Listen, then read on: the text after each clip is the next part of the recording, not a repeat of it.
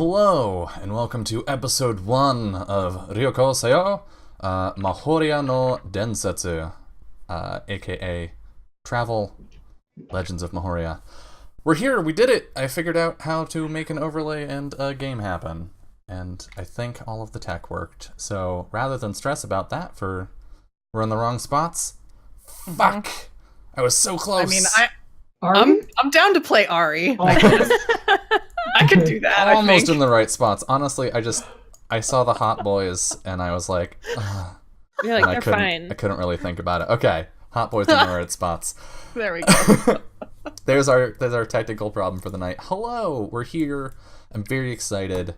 And rather than talk for several minutes at a million miles an hour about how excited I am, let's check in. It's been not long since I saw some of you, but certainly long since we've all been in the same spot. So, Jess, how have you been? What have you been up to?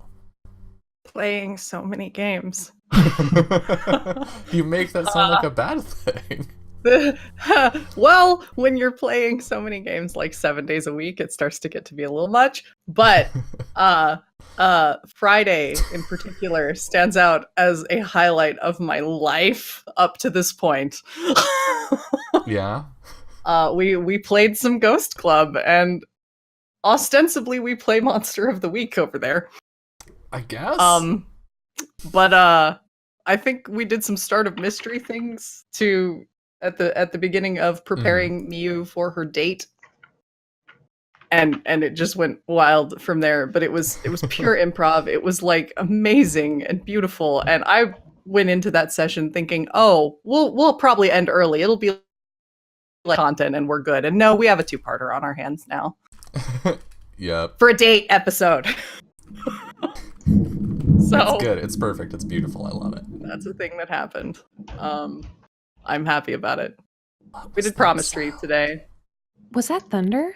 Yeah, I was gonna say that where I am, it's like very. There's gonna be real bad appropriate. storms It's coming to my way tonight. So Yeah. appropriate. Yeah, Sweet. it's like a I miss really, that really sound. bad thunderstorm too. Great. I love it. Actual thunder. Cool. Yeah, yeah.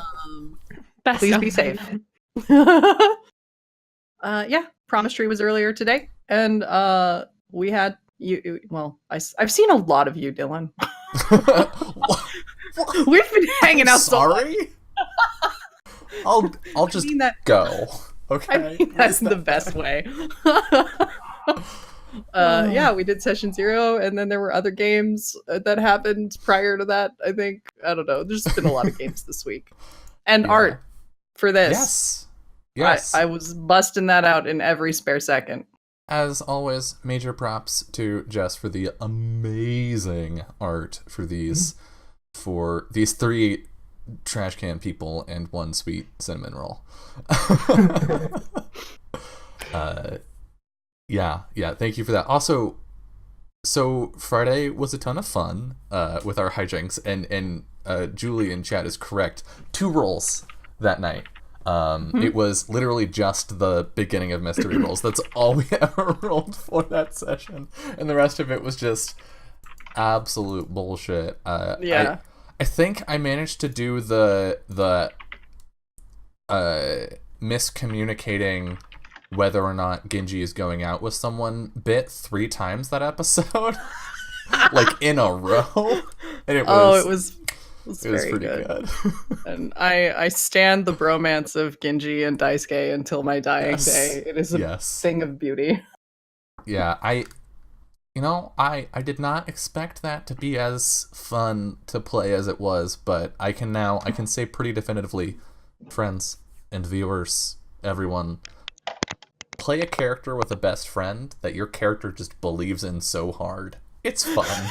It's good. He had a PowerPoint presentation to extol on the virtues of his Yeah. bestie. There were several points where someone in the party would be like, he's okay. And my character Kenji would be like, pull down a thing, like, look! It says right here that Daisuke's the best. And if you refer to your pamphlet. Oh god. Yeah, it was good times. Yes. So Thank you for that as well. I didn't do nothing. Y'all brought that yourselves. I'm expecting today will be different in tone, probably, from that. But we'll talk about what the show actually is in a little bit. Summer, I haven't seen you in so long. Yeah, How so have you long. been in the last 29 Dang. hours? I've been doing really great since yesterday. Thank you for asking. Yeah, this week was just games, always, forever. I am getting into the last few weeks of my pregnancy. It's popping. It's happening. We have 3 weeks, my friends. 3. Woo! And that's if this baby decides to wait. Like chill out for a bit. We're about to find out if they are fashionably late like me or have no respect for authority and come early. Also like you. Yes, also like me. So like, whatever. But yeah, so just, getting prepped for that. Just a different kind of prep than my usual. So much More prep. or less notes. Way less notes. I don't like notes very much to begin with. A lot more reading. Of rules of how to keep a person alive. Which is to say more than none. Which is you don't really sleep when especially in the last couple of weeks, your brain is just wired and you just stop sleeping. And it was like 5 a.m. and I was wide awake and I was like, how often do babies take baths? What a fucking weird thing to think about. I was like, Google, help me. How often do you wash babies? They were like, you'll get it. An amount. An amount. It was just weird. There's so many. The internet is both the most helpful and the least helpful because I'm sure. everyone has an opinion, Of course. especially when it comes to children. So I'm just gonna be fucking figuring it out the way I do every other game I've ever played. Just winging it, hoping I make it. I'm sure you'll be fine. You'll be fine. I taught Dang. daycare for 2 years. You'll be fine. We'll figure it out. I have no personal it'll be experience in having a baby, but every parent I've talked to says it's basically that. So you're off to a Yeah. good start. I mean, we all made it somehow. Like, Yeah. Exactly. this many people have figured it out. So, like, Fair point. Yeah. Point. We're all alive and have survived to adulthood, so something occurred. something happened that got us to this point. Absolutely. Oh, God. In some of our So- cases, it was a fucking miracle. But for the rest, with Yeah. the world's best segue I could possibly muster. Speaking of miracles, Jolie. Hi. I'm not too bad. Wait, why am I a miracle? Because you're Why is that a awesome. segue? Because you're wonderful. You're just and amazing. miraculous. Incredible. You're just miraculous. Like, I don't get the segue. You're our miracle baby. Hi. Yeah, I brought the thunderstorm for our Yes. first episode, so this is fun.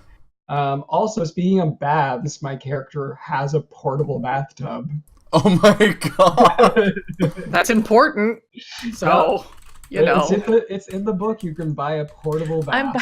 I'm buying that fucking grandfather clock. Right? I have the only thing I'm buying. I was like, my character is gonna have every random bullshit trinket that is in this rule book, and that's what's Y'all are going just on. moving in. Yeah. But do you have the grandfather clock? Yep. I do Oh have my the grandfather God. clock. Oh my god. Yeah, I'm good. I am good otherwise, and I am really excited to play. I had some expectations and now they're just gone. I have no idea what tonight's gonna be. Well, awesome. I look forward to seeing Miki in action. Yeah, me too. Lindy, how have you been? What have you been up to? Busy, but good. I've been about 5 foot even. That's what I've been about. I caught it as I said it. I was like, oh no, this again. This again, yes. Wouldn't be a Sunday if it wasn't. But anyways, yeah, Would I'm be. really excited to be playing a Honoka. I don't have a portable bathtub, but I do have a walking barrel, which is basically the same thing, except it can move around while I'm in it. You know, that's it's fine. Just get more portable than that. And I also have a fantastic water buffalo and a bunny, and I'm really excited to play Kiro's polar opposite. Yeah, Someone who doesn't think all animals are food. Yeah. Yeah, how are you sure you can do that, Lindy? I have faith in Lindy. I've seen her play very cute I have. blobs of oil. Wait, hold on. What? Call of Cthulhu, man. Gloop is an adorable little oil blob that only insane people can see. That only insane people can see. You have to be in the 30s or below insanity. I'm not there yet. Not there yet. Great. Wonderful. But you are captured by an elder things. I definitely did get kidnapped by elder things at the end of the episode, so that's fine. Yeah, I so far have only seen you. I watched some of Project Athena, so I saw you on that, which is German, yeah. yeah. This is Kiro, a Pappy, and one of Noel's sisters. So. Well, Gloop is like this, and he's really adorable. Oh my god, that's so good. My heart dies every time. I'm stoked. I'm stoked for all of these characters, because they are all, at least for me, my experiences with the 4 of you as players, they're a departure from what I've grown used to, and so I'm very excited in this like shiny and new kind of way. So. Oh no, Dylan. Still trash. Still trash. He's different. This is just trash, darkest. Though. This is darkest timeline arrow. Oh my god, you're right.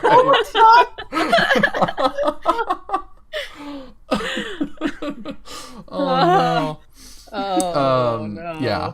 Okay, rather than dwelling on that while the chat doesn't know who these characters are yet, let's talk for a little bit about what this show is. So if you've watched Ryokozeo and you are familiar with that show, this is very different, or is going to be very different. It is set in the same universe, but we are throwing ourselves back several hundred years, possibly 1,000, I forget the exact timeline, to a time that we heard about in sort of the last few, like the most recent few episodes of Travel.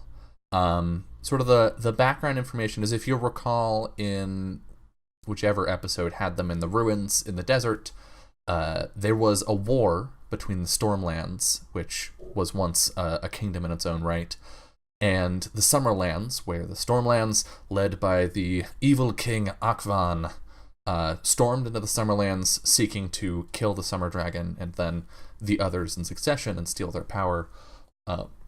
But at the last moment, the Summer Dragon awoke and flew out from its roost, burning Akvan's armies to ash and leaving the Stormlands without a ruler, which is the story that we've heard on the main show. But this mini-series will be taking place sort of directly after that, as the 4 seasonal kingdoms send delegations to meet here in the Stormlands, in the City of Storms, to discuss what is to be done with the Storm Kingdom now that it no longer has a ruler, and after such a brazen attack on one of the kingdoms. And while these delegations will try their best, and the 4 characters that you see here will, I think, try their best. We'll see. I'm still not quite sure what everybody's motives are. We know, coming from the future as we do, that these talks are doomed to end in failure, and that afterwards there will be the longest, bloodiest war in Mahōrea's history between all 4 kingdoms. So, content warning politics, I guess, and backstabbing probably. With that aside, oh no, are we ready to just jump on in and see where things fall? Bring it. Just do it. I will say, for the audience's sake, today the Ryujin I will be playing is Buraya, who is a Kuroryu, the Black Ryujin. His artifact is the Mirror, and the benediction that I chose, so that the party knows, is the Tale of Revenge, which stipulates a PC who acts with hatred or for the purpose of revenge gains a +1 bonus to any action for the rest of the session. Up to 2 PCs who meet this condition at once may receive the benefit of that benediction. So, as we begin, let us dive into episode 1. 4 Horsemen.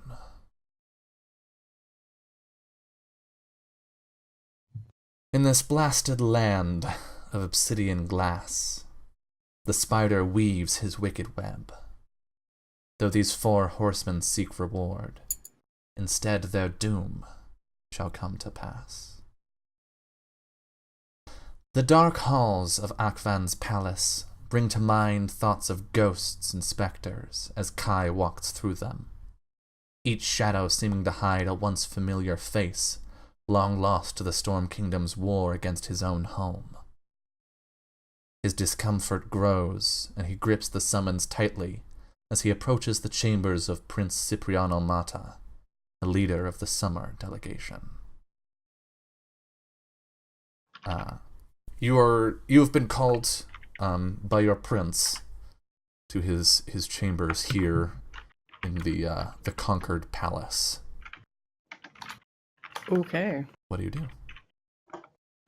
I assume there's a door to knock on. There is.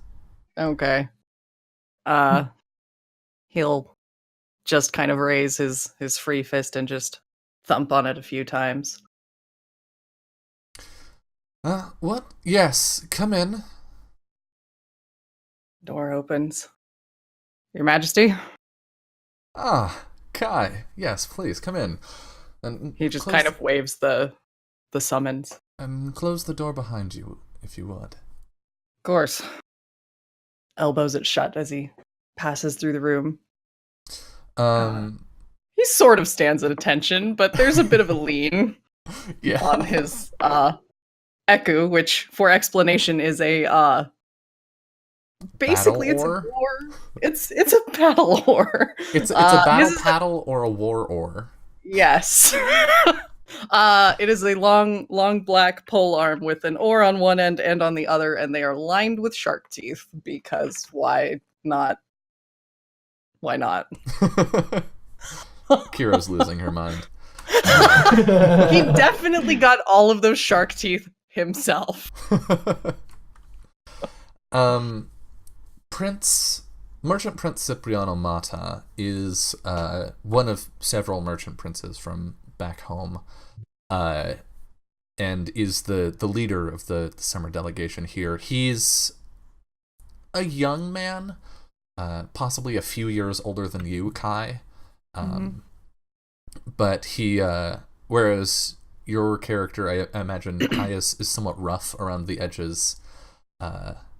He is much softer, as he spends most of his time inside and at desks. Sure. And I think actually, yes, as we get a full view of Kai standing before his prince, would you mind describing him for us? Sure. Rough around the edges is a way to put it. He's definitely not the sort of man you would expect technically has a title, and he doesn't talk about that very much either. But he has rough, barely styled blue hair that he kind of keeps just in a low ponytail thrown over the shoulder. I wouldn't call it a shirt, but he's got his pecs covered by something. He's got a harness. He's got a harness on. I think it's a thing that has a name. I'm not sure. A little bit of shoulder armor, and a few functional pouches and such about his waist, on top of some colorful greenish sashes and pants that look like they're probably made out of leather or some sort of animal skin. All of it dark, blackish, fairly soft and pliable looking. And sandals here, not his preference. He tends to prefer not wearing shoes at all, but the Stormlands are not conducive to that sort of walking around. So he's conceded to footwear. And a tattoo that seems to go up his torso. There's a scar on the other side. But the tattoo seems to go up his torso and probably down his arm, but it's mostly covered. Mm-hmm. And he's got a smaller matching one on the opposite cheek under his eye, which is fairly customary of the Summerlanders, who are huntery, we'll say. More coastal. Yeah. Yeah, so Cipriano sits at his desk and continues going through his papers for a couple moments before he signs something, sets it down, and leans back to look to you.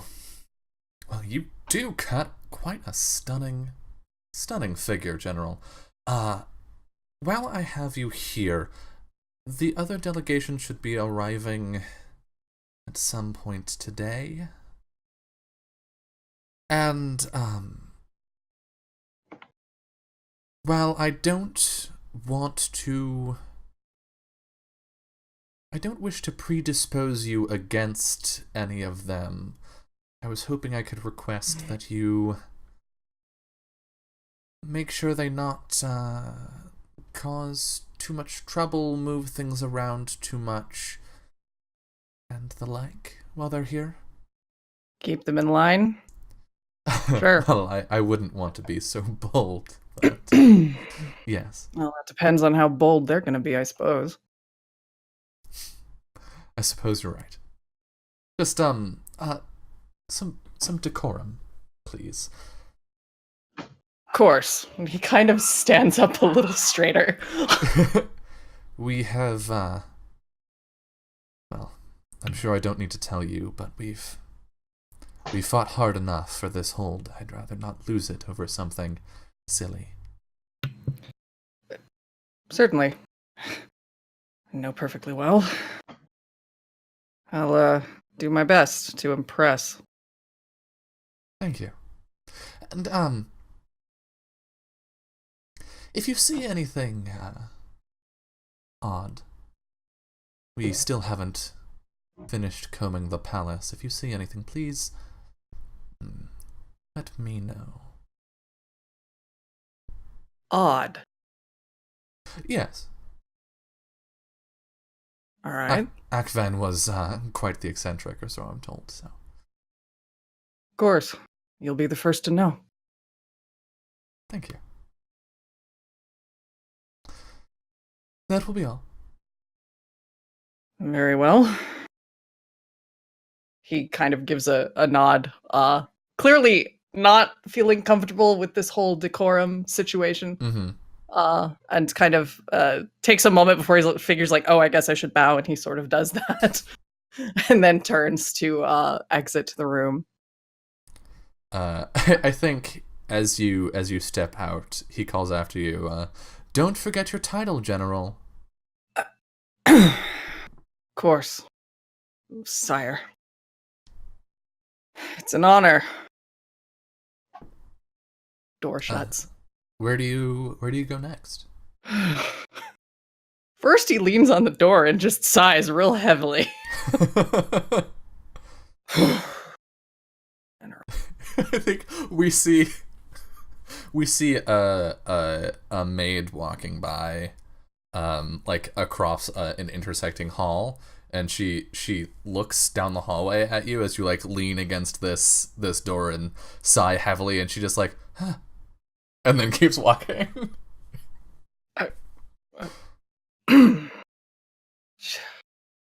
he just kind of takes a look down the hallway.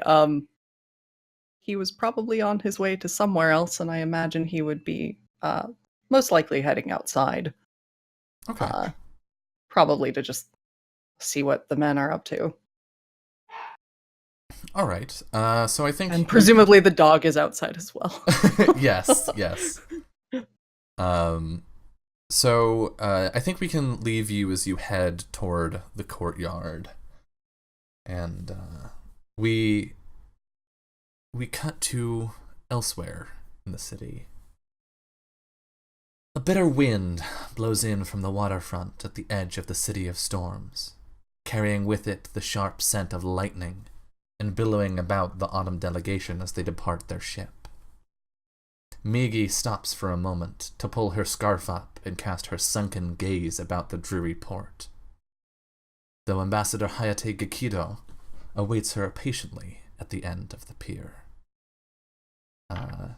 Jolie, would you please describe Migi to the audience? Sure. Yeah. Migi is a witch. She's in a dark cloak she's kind of bell-shaped, and it's all very like swooshy. But it stops just at the ankles that you can see her like small little boots that she has. They're all kind of like look like her look has just been pulled together of a whole bunch of different fabrics that she's sort of just wrapped around herself. And then she's got that sort of burgundy scarf that she's always wearing. If you look really closely, you might notice that she whispers into her scarf, like speaking to something inside of it. And if you were close enough, you would hear a little like chittering of like a small animal hiding inside of her cloak. And yeah, she's got short, kind of curly hair. I feel like my hair kind of turned into Migi hair a little bit. A little bit, yeah. Yeah, and also kind of that burgundy red color. And her hair covers one eye, and what's behind the hair, it will be a surprise. Yeah, I think that describes everything. All right.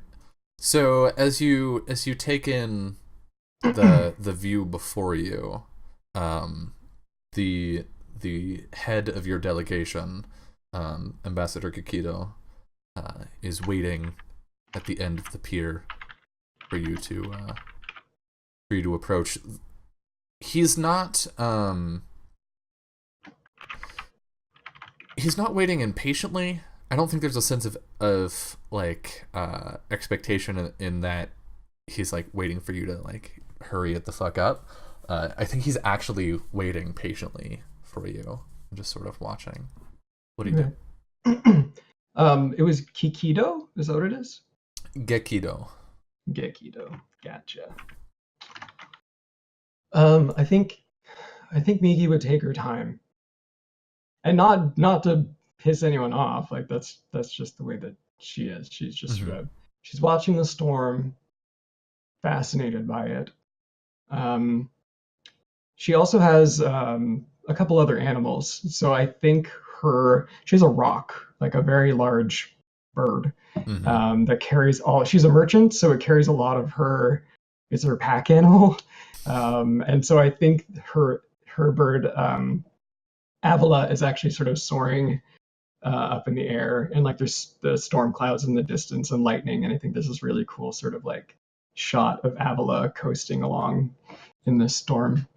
And she sort of takes it all in, and when she's ready, she kind of clucks to herself, and she turns and kind of saunters over towards Ambassador Gikido.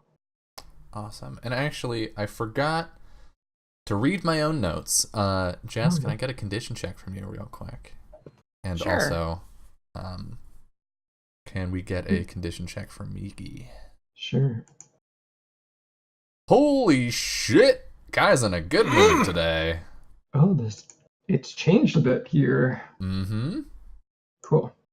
Kai's doing fine. And 8, I think that's Okay. pretty good. Yeah. So, Lovely. how are you feeling about this trip that you're on, Migi. Are you excited, wary?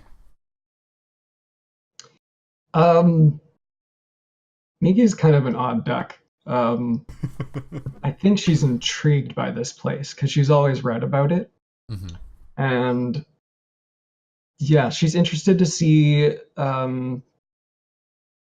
what the economy is kind of like here, and she knows that this place has always sort of been a bit of a nest for unsavory folks.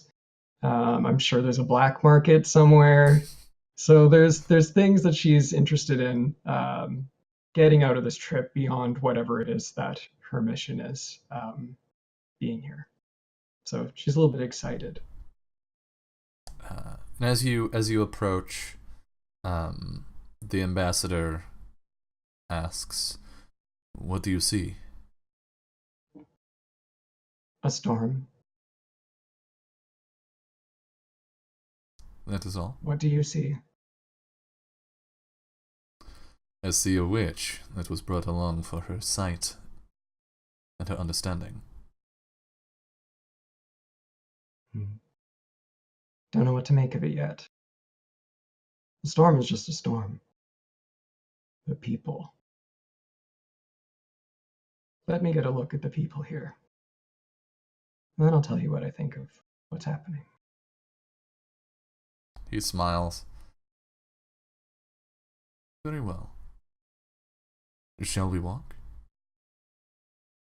She kind of just gestures to walk, yeah.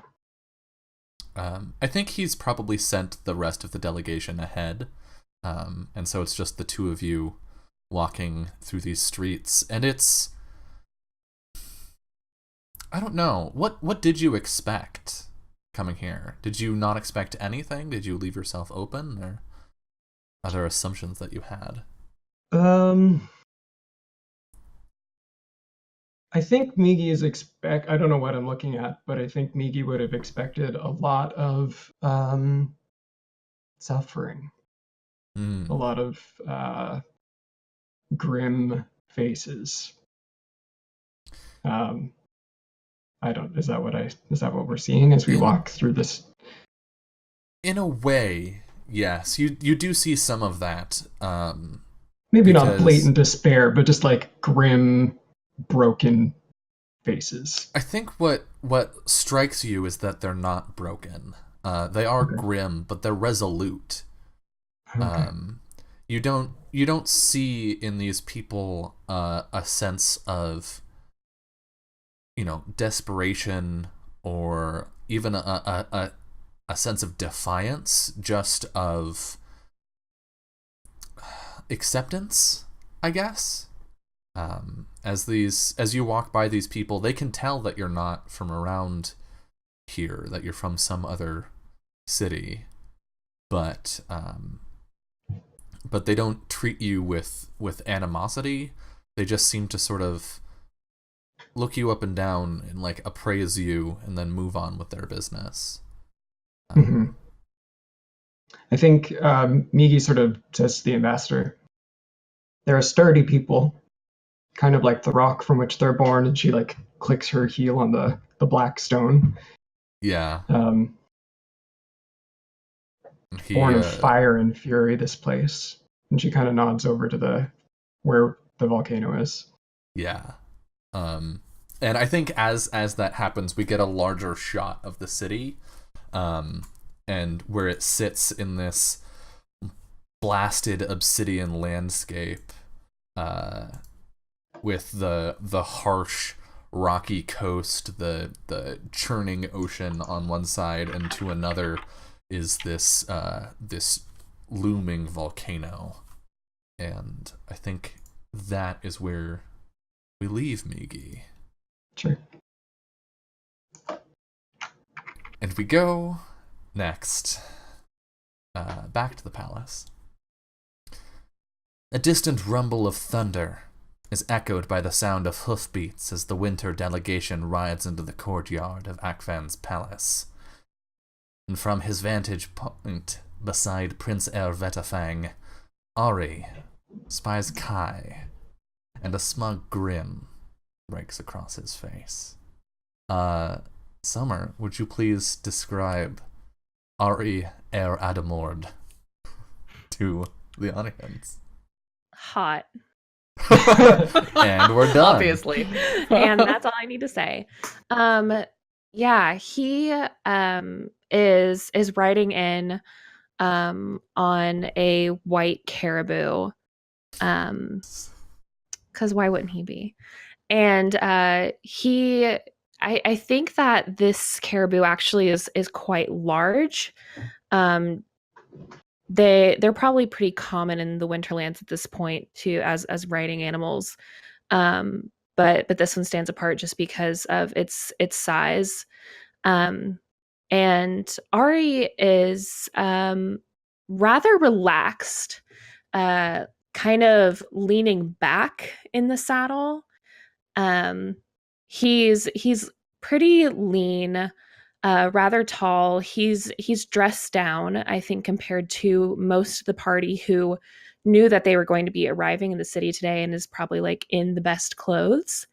But he has a very relaxed air about him that most of the delegates don't have.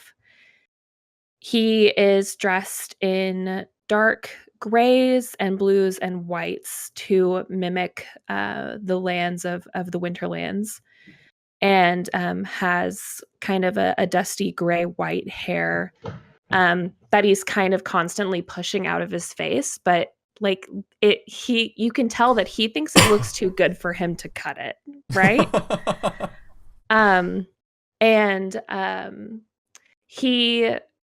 I think we see him slip on his gloves, but not before we see a rather like gaudy ring that has a very delicate snowflake-esque pattern engraved on it.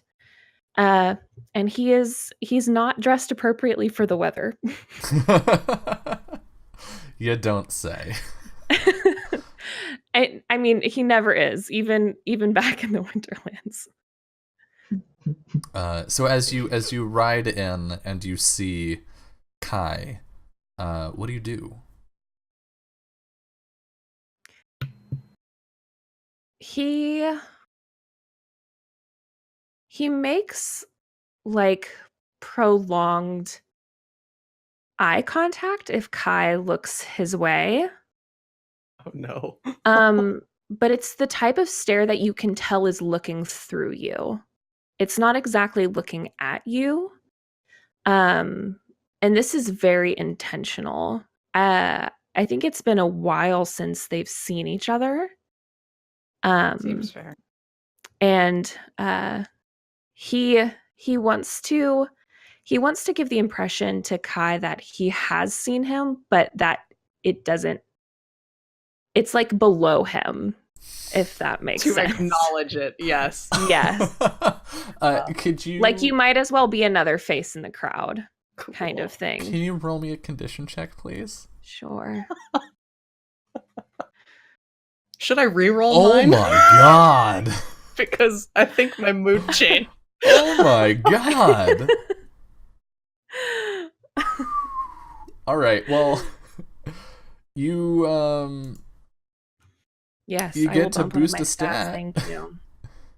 I'm very smart today. Damn. And also, Jess, if you have not already boosted one of Kaya's stats, you get to do that. I did. And actually, could you also roll me etiquette? Mm-hmm. I want to see how well you communicate. Oh my god. Yeah, it communicates very clearly Cool. that you have, let's see, what's that? That's a 14, which is between you're probably famous in your town and best in the land. It is crystal clear that he recognizes you. He knows you're there. Just can't be bothered.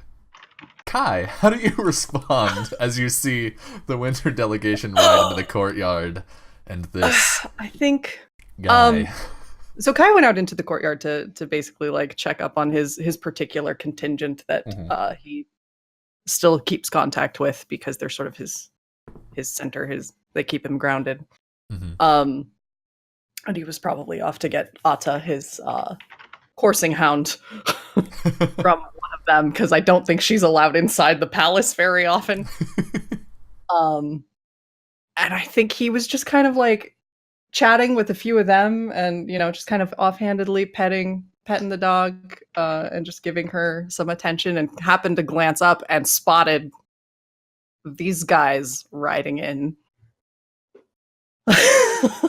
And I think there's just this moment where they kind of lock eyes. He makes no expression to speak of. It just sort of keeps absently patting Atta, who probably growls.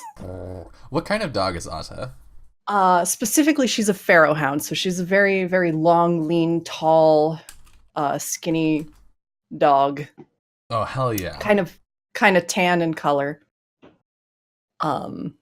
And she has a very, very nicely made collar with like shells and things on it. It's it's like if this were the normal modern day, she'd have like a diamond collar. Yeah. Angel. It's like Pampered. Interlocking plates of gold and opal. Like opalescent exactly. shell. Yeah. Exactly. Nice. She's very fancy. And he's just sort of, he pats her a little more firmly to like get her to stop growling. And just gives a nod. And I think the prince, who is at the head of this group, steps down from his caribou, I guess is what they ride, and looks at you and says, "You, take our steeds somewhere." I beg your pardon. Did I stutter? No, you didn't, but I'm not a stable boy. You need to go that way. Oh. To talk to them. Forgive me, I was confused. Please roll etiquette. Sure. Oh, fuck. We've got these nobles in a house. I'm really confused just by looking at you. Lol. Etiquette, there it is. A 9? That's as good as a pro. You see the urge to bite back at you move through this prince, but he doesn't. He says, "Well, thank you for the clarification." Of course, happy to help. And he gestures to one of the servants in the group to head off toward the stables. Ari, I trust you'll be fine out here. I should be. Good. And he turns to a second servant and barks some, "Make sure not to scuff my things when you bring them in," and then storms himself on inside the door. And the two of you are sort of left in the courtyard. There are like a couple attendants in the winter group, and then like these soldiers that you were talking to that all have sort of stood up and are like vibing off of the weird energy going on here. They're like, I feel like I don't want to be here anymore. They suddenly have other things to do with their time, I'm sure. Yeah, Ari would have dismounted and kind of patted his caribou, who I have named. What did I name her? Her name's Kima, which I just want everyone to know means candy.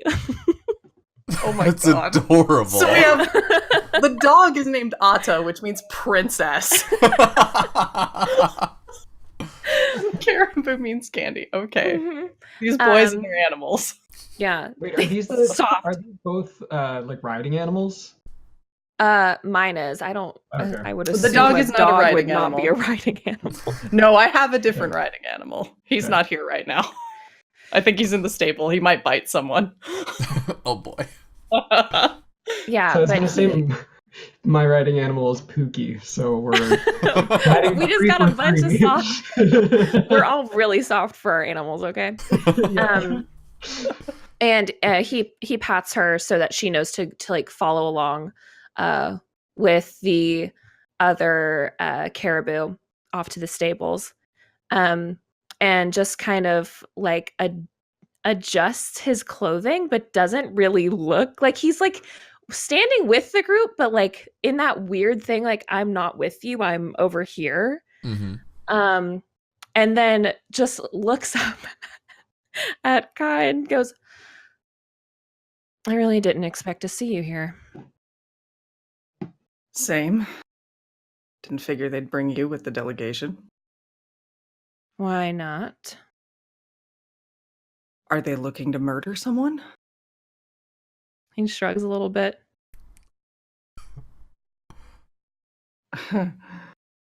That's cute. Extra protection never hurt. Right. Best defense is a good offense. And what about you? What do you have to offer? I helped win the place. He taps the shoulder plate, which I think has some like new etching on it since the last time Ari saw it. Mm-hmm. Is like as a mark of his new rank and title. I'm a general now. And that comes with extra responsibility? Something like that. Means I get to stick around here and make sure nobody else causes trouble. Who would On want behalf of- trouble? I could think of a few people. And he is just staring dead at Ari. But there's a smile there. He kind of looks away, looks around like, not me. Right. Well, hopefully this all doesn't take too long. That would be nice. Getting tired of standing around this place.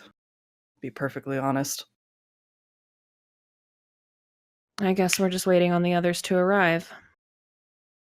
Yep. He sort of just jams the Eku into the stone a little bit.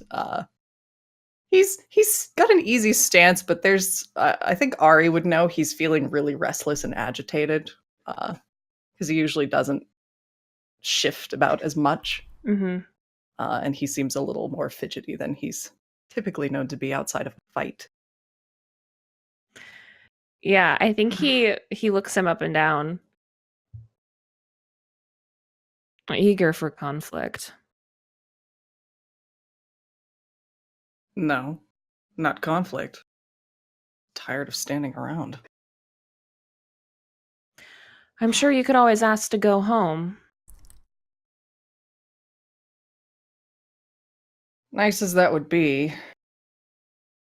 ashamed to walk away from all this until it's done. I didn't think you would care one way or another how it turned out.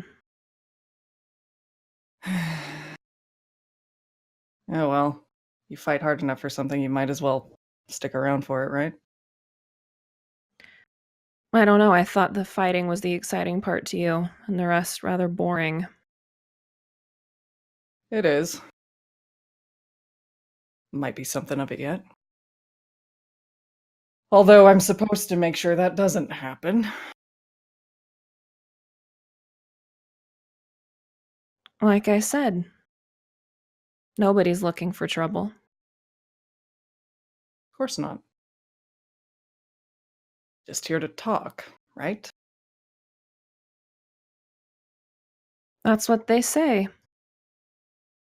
And he reaches behind him and pulls his gourd off the back of his waist, just pops the cork off and takes a long drink. Then stabs it back into place with his teeth.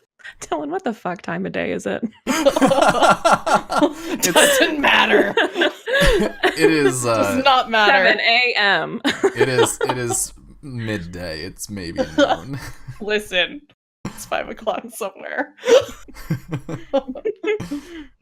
I mean, I guess, technically. Yeah, he just eyes the gourd. No need Thirsty? to be on high alert then, I guess. It's a little watered down today. I seriously doubt that. Yeah, well, I ran out of my own and I'm stuck with the piss they serve around here. I would have thought that you would have brought a few months' supply. I and did. Little else.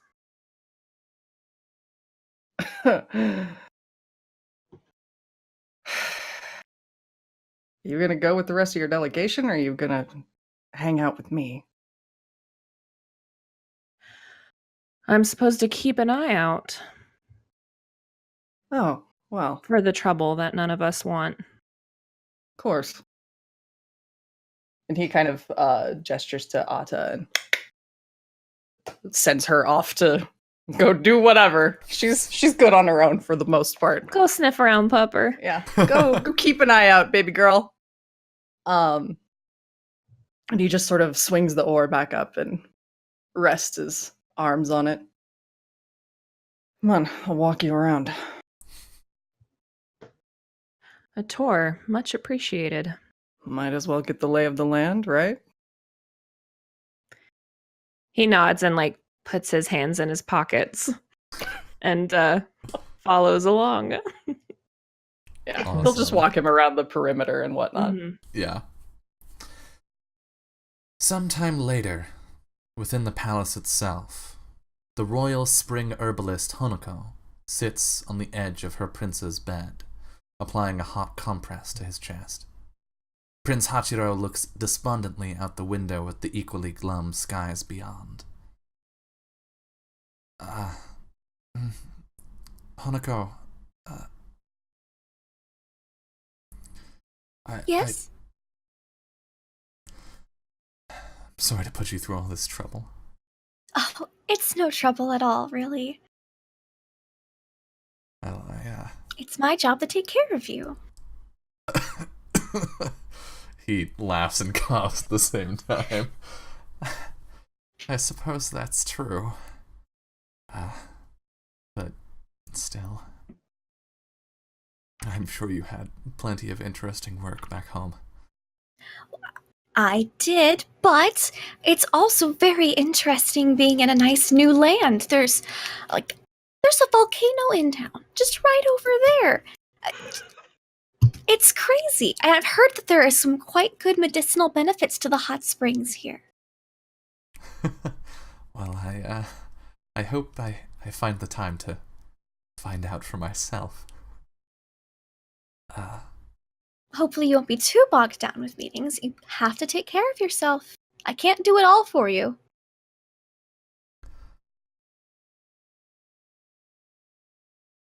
On that matter, I don't wish to ask too much of you, but What's wrong? would you mind coming with me to the meeting today? Certainly. It's the least I can do. Just... He catches himself for a second. I want to put my best foot forward today, and, well, in case something goes wrong. I'm sure it won't resort to that. After all, it's only the first day. But in order to put your best foot forward, you do need to drink this tea. And I'll give him some concoction. he laughs a little bit and then coughs and says, "There's no escaping the tea, is there?" Never. Could you roll me a condition check, please? Sure. I can find the new condition check. Where is it? Oh, there it is.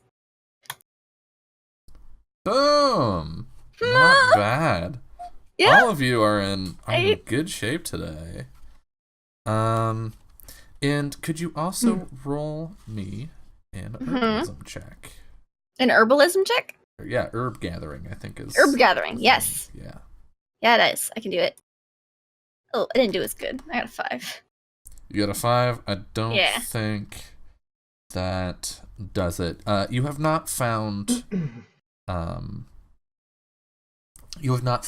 any herbs here yet. Though I think, if I recall, part of your hope for being here is that you'll find something useful. That I'll find out something. Here. Mm-hmm. Probably haven't had much time to look yet, so yeah, getting settled in. I think as he begins to drink this tea and grimaces, there's a knock at the door. Your Majesty, the meeting is about to begin. Well, it was nice to have a quiet moment. You have to appreciate them as they happen. Well, yes. Shall we? And I'll just tip the last little bit of tea towards him. He gets this just terrible look on his face. And I think with that, this is a good time for us to go to our first break. And when we return, we will see how the openings to these negotiations go, and what events push these 4 unlikely protagonists together. See you soon.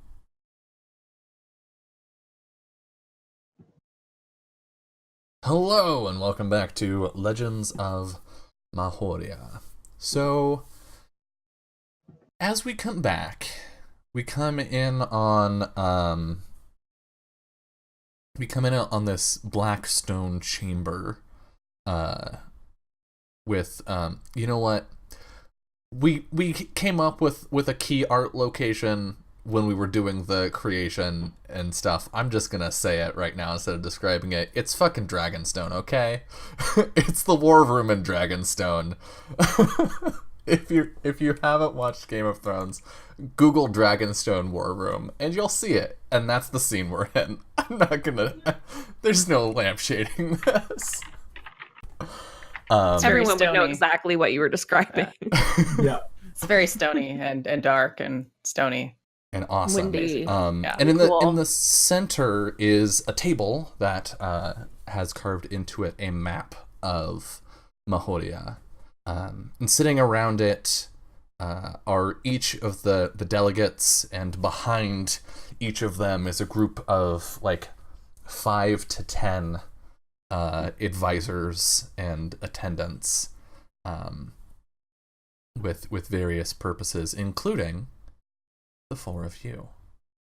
And I think this first day is mostly like it's kind of like opening arguments in a court case.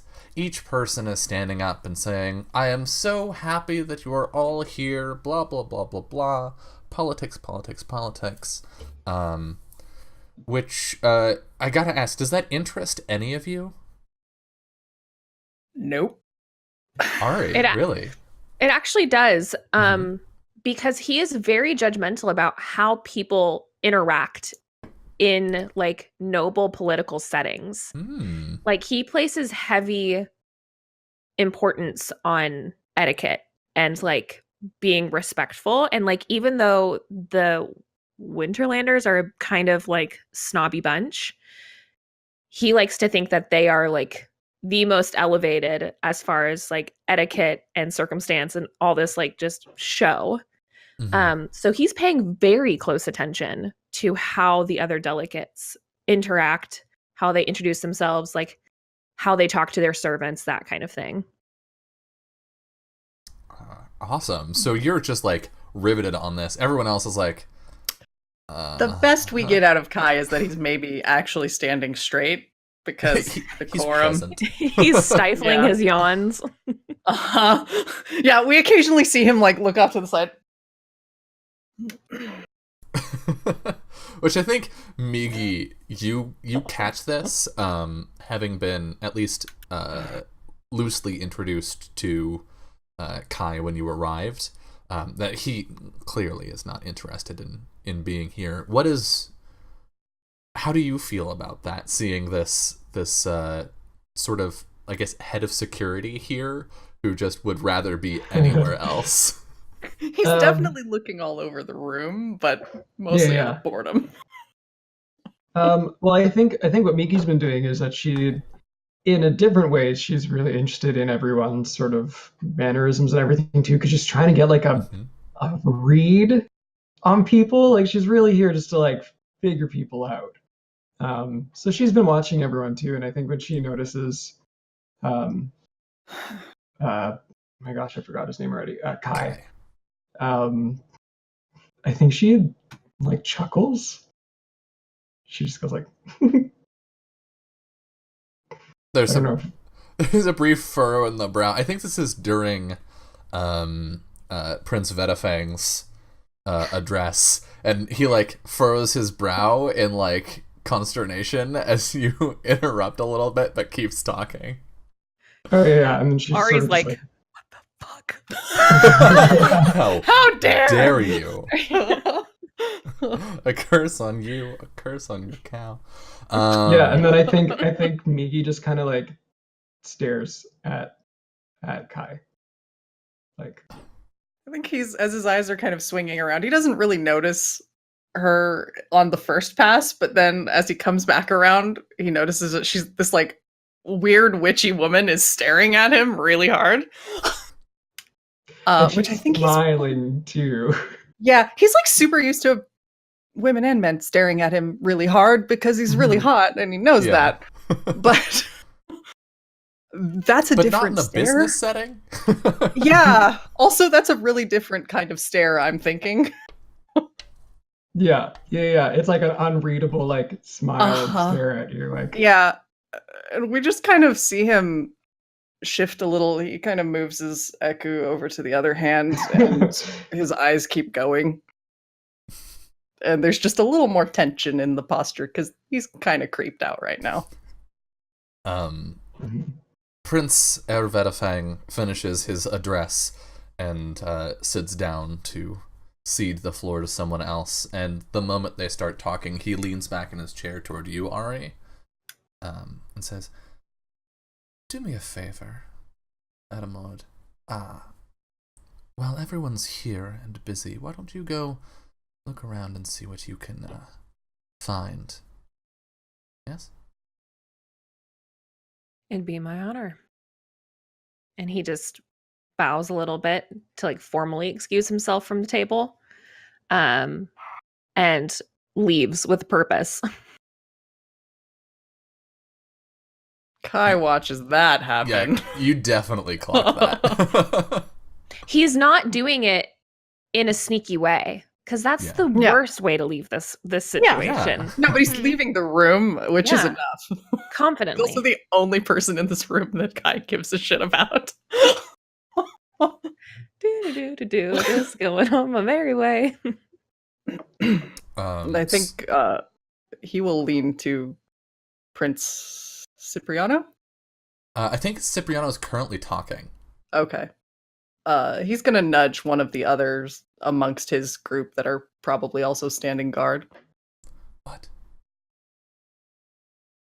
I'm just gonna be outside for a minute, checking on something. Okay. If he asks. Why do I care? Just kind of not my job. I'm a scribe. Scoots back out of the room. I wanna start with Ari. So leaving this meeting chamber, most of the castle is sort of on a skeleton crew at the moment.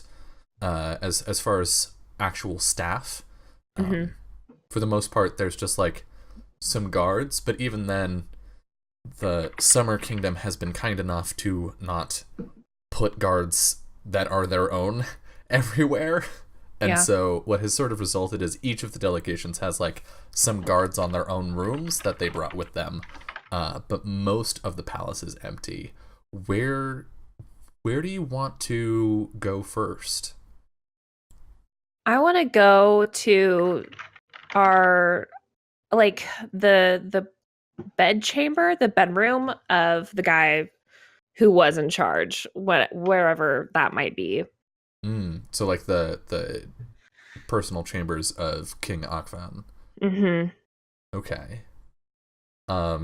He fully expects people to follow him out. Just FYI. Of course. So I think that he would basically know that Kai was going to follow. Mm-hmm. So I think that what he's going to do is that chill, cool thing where you just stand to the side and wait. Like, give it a solid 2 minutes so that when Kai comes out, he's already, like, leaning up against the wall, just, like, chilling. Where did he get this apple? Why? Has he had it in his pocket the whole time? Like, okay. So we see you, like, look each way down the hallway and then just sort of lean up next to the door. I do want to do it in a stealthy, chill way, though, so that I can scare him. Could you roll stealth, please? Yeah.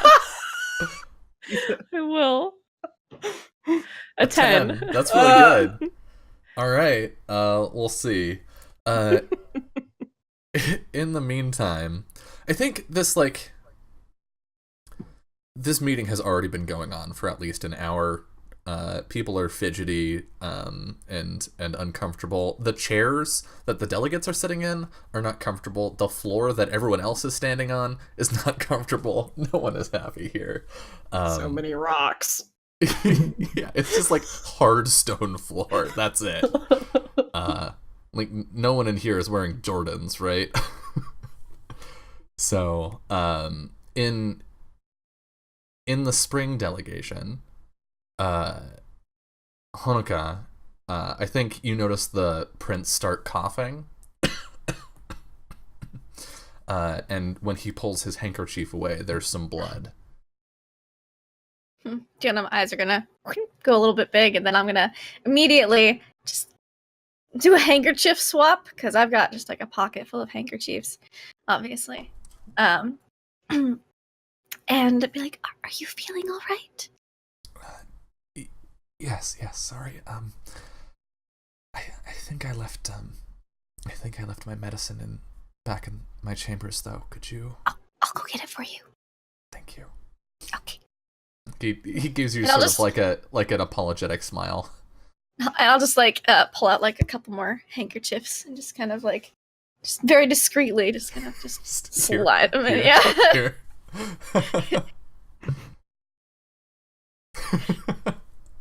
And then slip out of the room quietly. Actually, don't want to interrupt anything. Could you roll me a stealth check, please? I'm curious how discreet you are with these handkerchiefs. Mm-hmm. Oh, she's trying to be discreet. Oh no, I'm not very good. No, let's see. Stealth check. Let's see if any of the other parties pick up on it. The 7 is pretty good, I think. Yeah, it is pretty good. So it's reasonably stealthy. Someone might have seen, but it certainly wasn't obvious. Yeah. And then she'll duck out. And Migi, you have seen a stream of people leaving this room, and you're not here for your political expertise, right? You're here to know shit. Yeah. So I think if this is the anime, you would get the shot of like a really close up, and she's really shadowy in the eyes, and you hear her like inner monologue of like, where is everyone going? You kind of just like her eyes like follow, like the one eye that you can see just goes like shoots to the side and is like following Hanako out of the room. And then she just clears her throat and she looks at the ambassador next to her and just kind of gives sort of like a head gesture, like I'm gonna like go. He nods and back then to you. Yeah, and then she kind of just gets out of the chair as gracefully as she can, which I don't know how graceful that really is. I'm almost tempted to roll, actually. I think you're in the group that's sort of standing behind the ambassador. So Okay. And then she kind of just floats out of the room. following Hanukkah. So, rolling back time a little bit, Kai, could you please roll me a sense check? Yep. or notice if that's a role that exists in this game? I think it's Perception. Perception? Perception. There's perception and sense. I feel like sense is more of like a emotional, spiritual I think it's sense. But yeah, perception is like finding hidden things. I think perception is what we're looking for here. Ari is a hidden thing. Fumble. Oh No! Oh! Oh! So good. All right. So Ari, Kai walks out of the room, and the doors swing shut behind him. What do you do? Yeah, he's just looking at him. Like he's like looking, he's leaned up against the wall, super chill. Obviously knew that somebody was going to follow him out. Assuming it was going to be Kai. And he just says, "You missed me too much, didn't you?" Okay, do I do the garbage thing now? I don't know, do you? I do. Yeah, he basically just kind of whips around and leans on the wall over him slightly. I don't remember how, like, are they about the same height, I think? He's about 6 foot. Okay, Kai's a little bit taller. He's like Yeah. 6'2". So yeah, he just kind of leans over. You were in a hurry to leave the room, and yet you're sticking around. What's up? Maybe I just needed some air. Right. You could get that outside the hallway, or were you just waiting for me? I did know you would follow me. Fair. You're predictable. I try to keep it easy. Where are you headed? On a walk, I guess. Great, I'll join you. He pulls back from the wall and sets the oar on his back. Where are we going? Well, given as I haven't been here long, I was just planning on familiarizing myself. Okay. Lead the way. He starts walking exactly where he knows the fucking bedchamber is. He studied the layout before they ever came here. Hello. Like, Um, so he's just headed off in a random direction, whichever way his heart happens to point straight towards where he needs to go. Guy just is walking with him. I would like Ari to make to roll a direction check. Oh, cool. I have a compass that gives me a +1 to direction checks. I don't think that applies here. I don't think that's super Ari's just useful. like, Why do I fucking have it? Okay, here I go. An 11. Yeah, I think that's good enough for you to not get lost. Okay. But as the two of you start walking down the hallway, the doors swing open behind you again, and Honoka, you walk out, and you see the two of them sort of walking off together. What do you I do? wonder if there's a romance blossoming here. sure. Don't say anything, 'cause I would hate to ruin the moment. So, probably just happens to be the same way I'm walking, but not wanting to be rude or interrupt. I'm just gonna kind of nonchalantly kind of walk behind them, maybe like at a fast pace, because she wants to go get the medicines, and so she'll probably catch up at some point, try to pass, and be like, oh, "Excuse me." Sure. And I think I'm Migi, just you watching can so confused. you can catch the awkward group of the three of them as you quietly step from the meeting I think you room. see Migi do one of these out the door, like a whoop, and then start sort of like scurrying down the hall behind them. I don't think she says anything. I think she's just scurrying behind them. Just imagining like the eerie theremin sound every time he's on screen.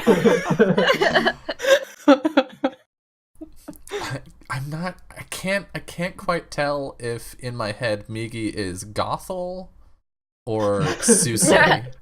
Ah, And I think after walking to, like, if no one's noticed her and we've been Mhm. walking for like a good 10-15 seconds, she goes, "So, where are we all going?" Like as if they knew that she was standing right behind them. I feel as though unless you were very, very quiet about it, like, I feel like those doors are massive. Like, we would have heard the doors. Yeah. Taking a walk. I didn't You? realize this was going to be a group trip.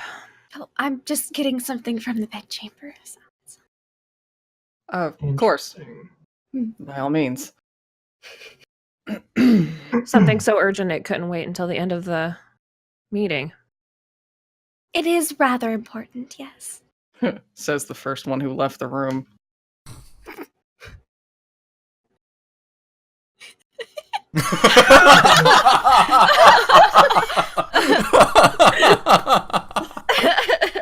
Oh shit.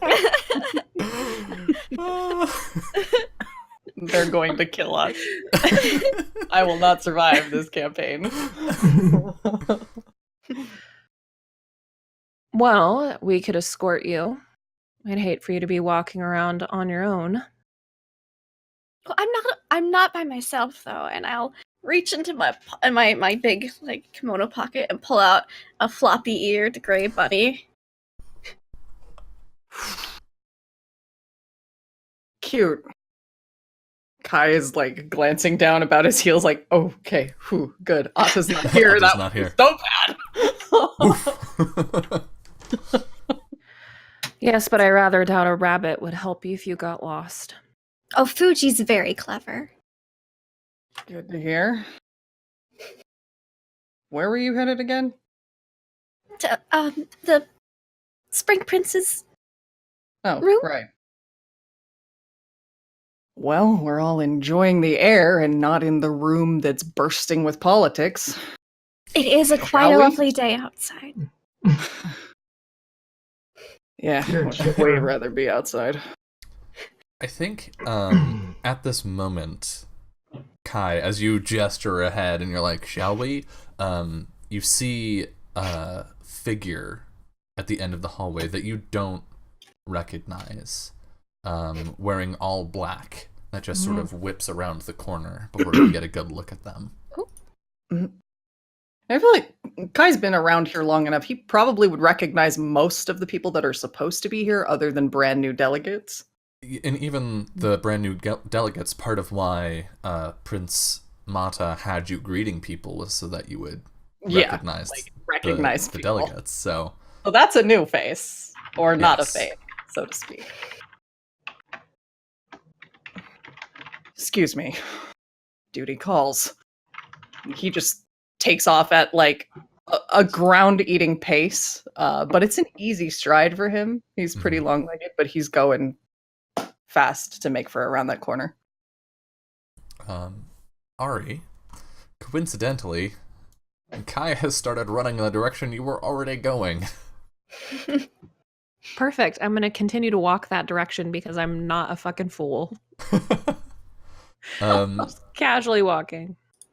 How do the two of you feel, Migi and Honoka, seeing essentially the head of security just booking it down the hall, saying duty calls? Slightly nervous. Just a little bit. I hold Fuji. Migi doesn't. I think of the three of them, Migi knows the least about Kai. Mm-hmm. And what she does know is that he was a farmer, and he's new to his title. And I think she doesn't make much of it. Maybe she's just like, "Oh, this is what farm boys do. They just decide to sprint down the hall." Sometimes you just need to get there fast. Yeah. Move fast. The two of you magic-y people, could you roll me a sense check? Yeah. I can't roll sense even though I'm not magic-y. That's precisely why you can't. Holy motherfuck. Damn. Oh my Oh my god. Whoa! Hottie toddy. Both of you, as you are walking, both of you sense something sinister on the air, something dark and magical.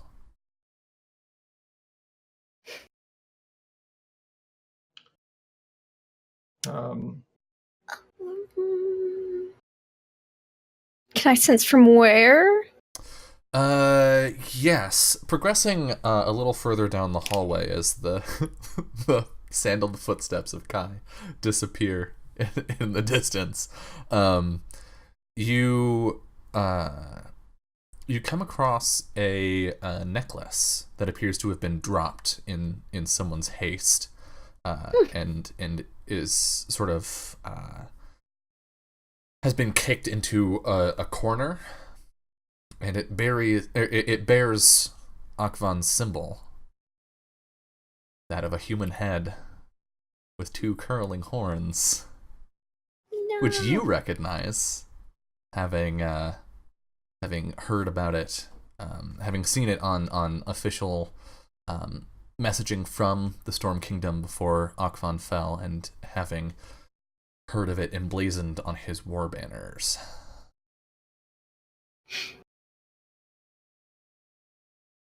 Who's seeing this? Is it just Honoka that's seeing it, or? I think Honoka finds it first because she was looking to see where it is. But you can just as easily find it. And alright, now that there are 1 to 2 people looking at this thing, you can also notice it just fine. I think Honoka will pull out a handkerchief and kind of just scoop it up in there. Hold it. Look at it. Like, look around. You see this? Ooh, spooky. And then he creeps a little bit closer to take a look at it.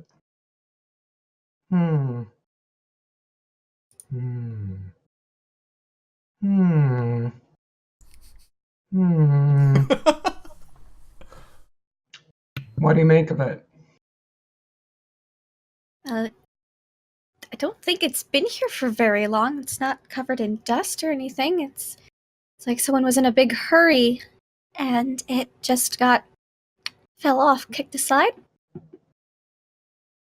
Do you mind? And then she just plucks it out of Hanukkah's hands.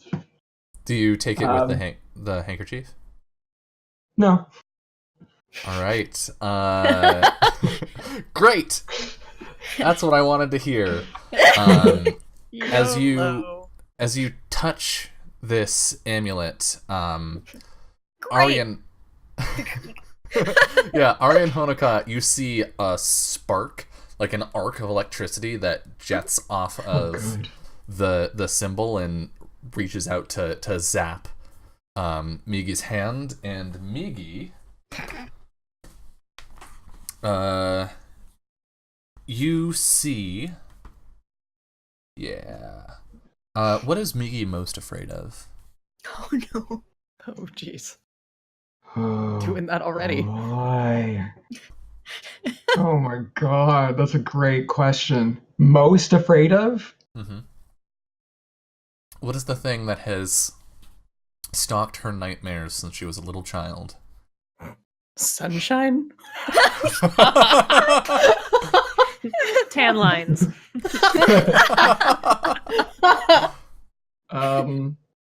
Smooth jazz. It's her mother. Ooh. Oh shit. Ooh. The mother that gave her up for adoption when she was young. Yeah, so you reach out, and as you grasp this amulet, you feel a jolt in your arm, but then you hear behind you your mother's voice say, "Migi dear, what do you have?" What? Nothing. Migi, put that down. That's not for you. I'm so sorry. Please don't be angry at me. I'm not. It's okay that you took the amulet from the handkerchief, but are you all right? Can I hear Hanukkah? I think, Honoka, go ahead and roll. I just think that she's talking to me. I'm like, I'm sorry. And it's like, oh, it's fine. It's okay, really. Roll a sense check. Okay. Dun, dun, dun, dun, dun, dun. 11. That is better than a pro. So, you say that, and there's a cracking sound from the amulet in Migi's hand, and a small wisp of smoke comes up out of it, and Migi, this apparition, fades as you're snapped back to your senses. And then I think she just looks at Hanukkah and then looks at Ari and then goes,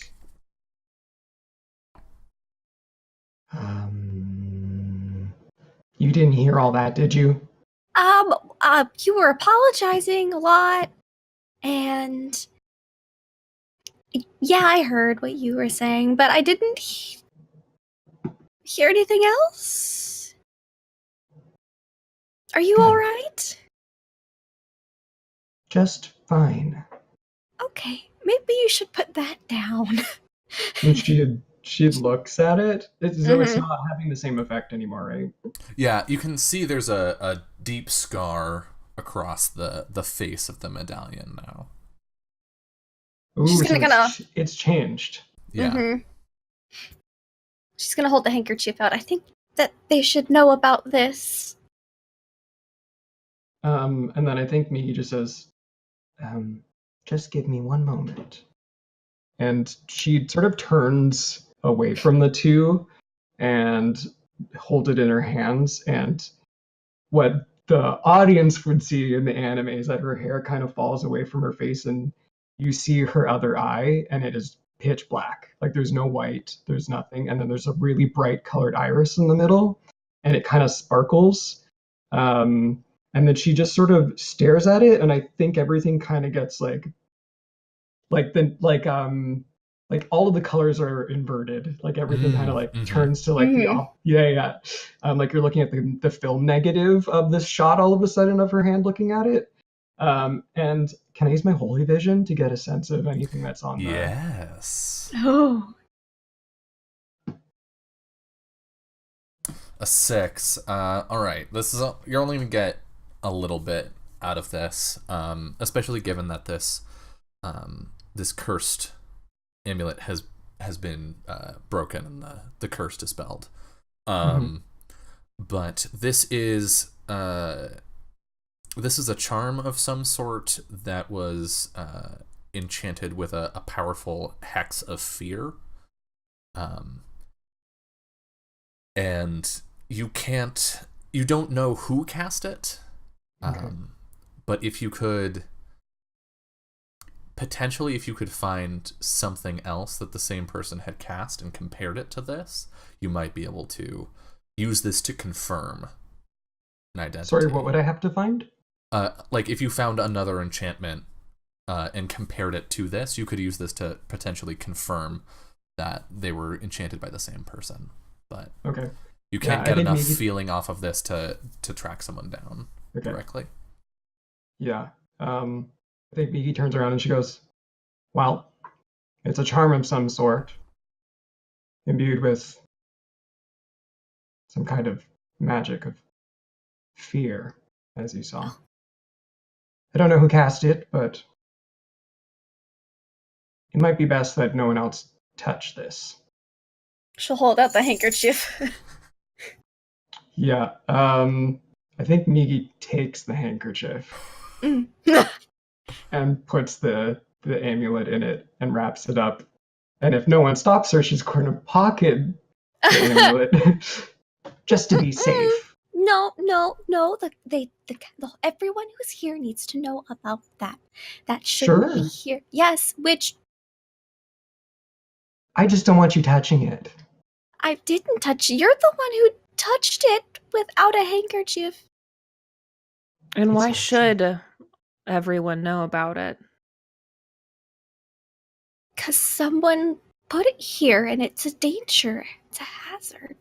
Someone is still walking around. And we will get to the bottom of it. I promise. And she sticks it into her robe. I think that's a good point for us to cut over to Kai. Are they still walking around? You keep getting like just brief glimpses of this person, and clearly they know that you're following them because they have started running away from you. And when you finally when you turn the final corner, you find yourself standing at the open doors to Akvan's chambers. Okay. And across from you on the opposite wall, a window is open and flapping in the wind. Yeah, I think he pretty much like after they started running, he was picking up pace to keep up. And had abandoned any pretense of just like following casually, giant air quotes casually. And sort of he bursts into the room, not with his oar out, but with the sword. I say also with air quotes because it's basically a cudgel with shark teeth on it. Okay. But it's a blade, ostensibly. Yeah. It's his shorter range thing for indoors fighting. For indoor fights. For indoor fights. You don't want to break stuff. And he sort of leads into the room with that. And is looking around and catches that open window. Shit. And he sort of dashes to the window to look over and see if he can see if this figure is visible and where they might be retreating to. Go ahead and roll me a perception check. Okay. And also, if I can see them, I'm going to give a whistle for my pupper and make her come chase. Oh, yeah. An 11? That is significant. Y'all are getting good rolls tonight.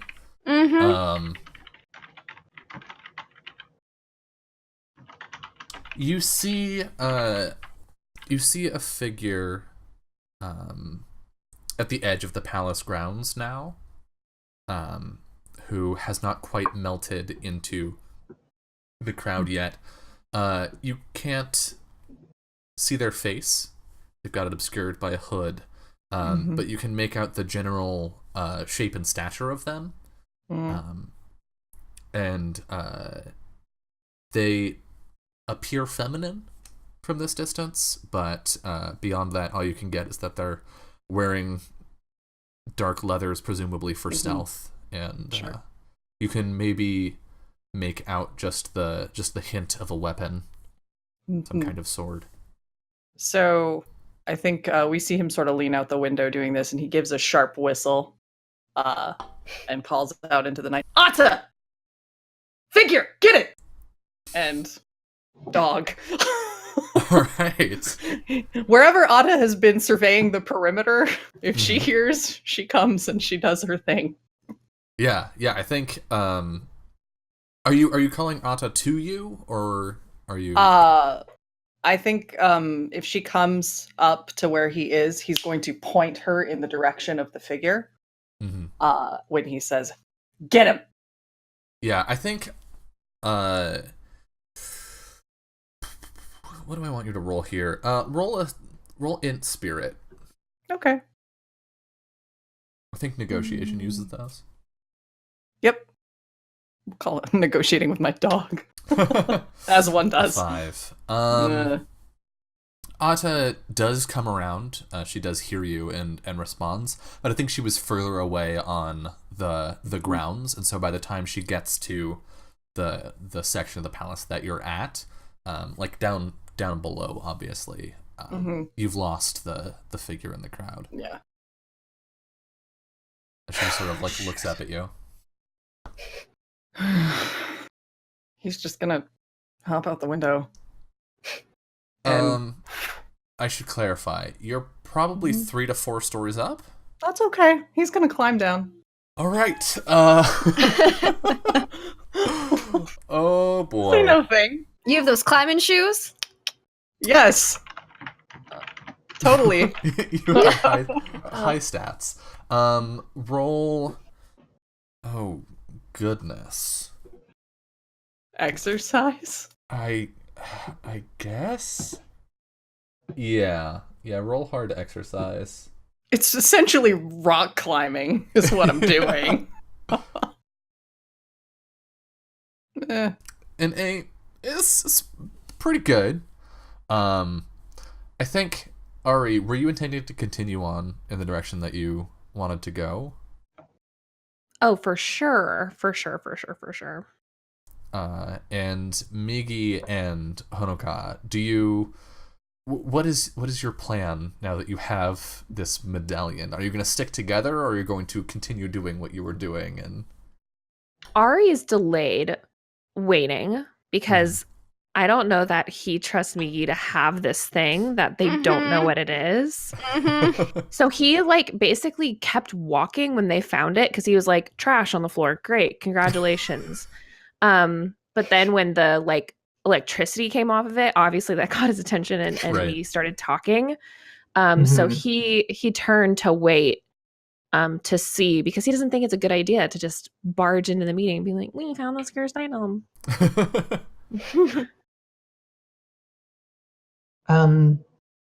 Didn't you have to run along to the prince's chambers? Yes, I do. Where are you headed? Oh, I was following all of you. Okay, well then come on. Weren't we all just getting air? Well, I don't know about the rest of you. I was actually on an errand. Oh, Is I the only one? Okay, that's cool. So why don't the two of you go together? And I'll see where Kai ran off to. You know, just climbing down stairs. Okay. I do think you should hold on to that amulet for now. I'll take good care of it. There's no reason to ring the alarms for a discarded trinket. For a cursed item? Curses are very big deals. Well, no worries. I won't make a fuss. Who knows how long it's been there?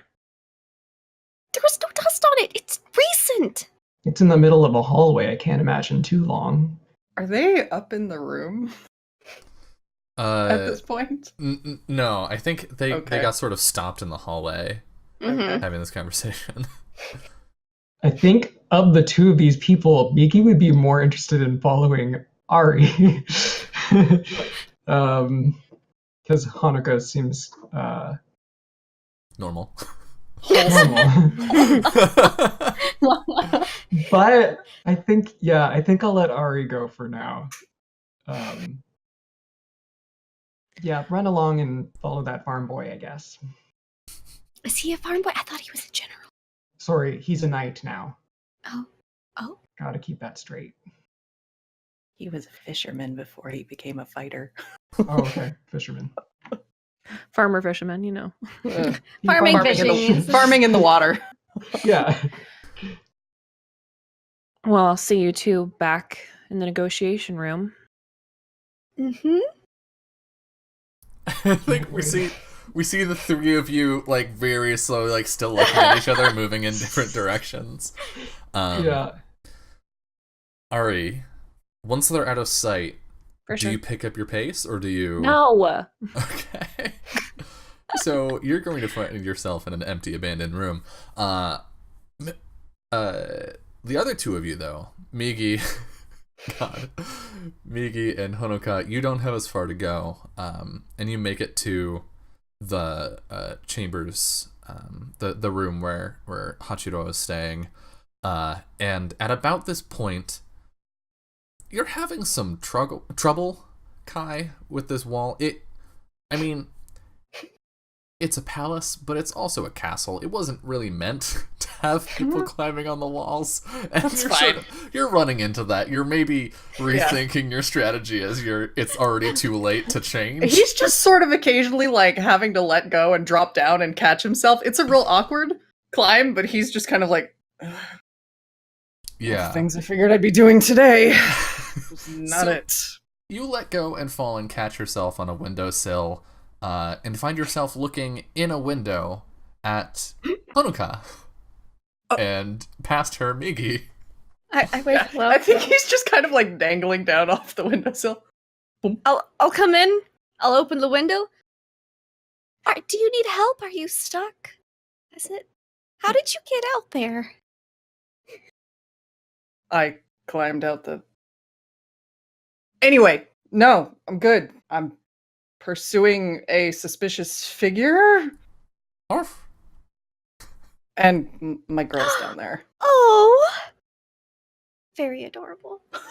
I can imagine, Kai, you're like holding on to this windowsill, and Honoka just like leans over you to look at your dog. Yes. Atta? This is a. What did you say your Honoka. name was? Honoka. Honoka? Atta.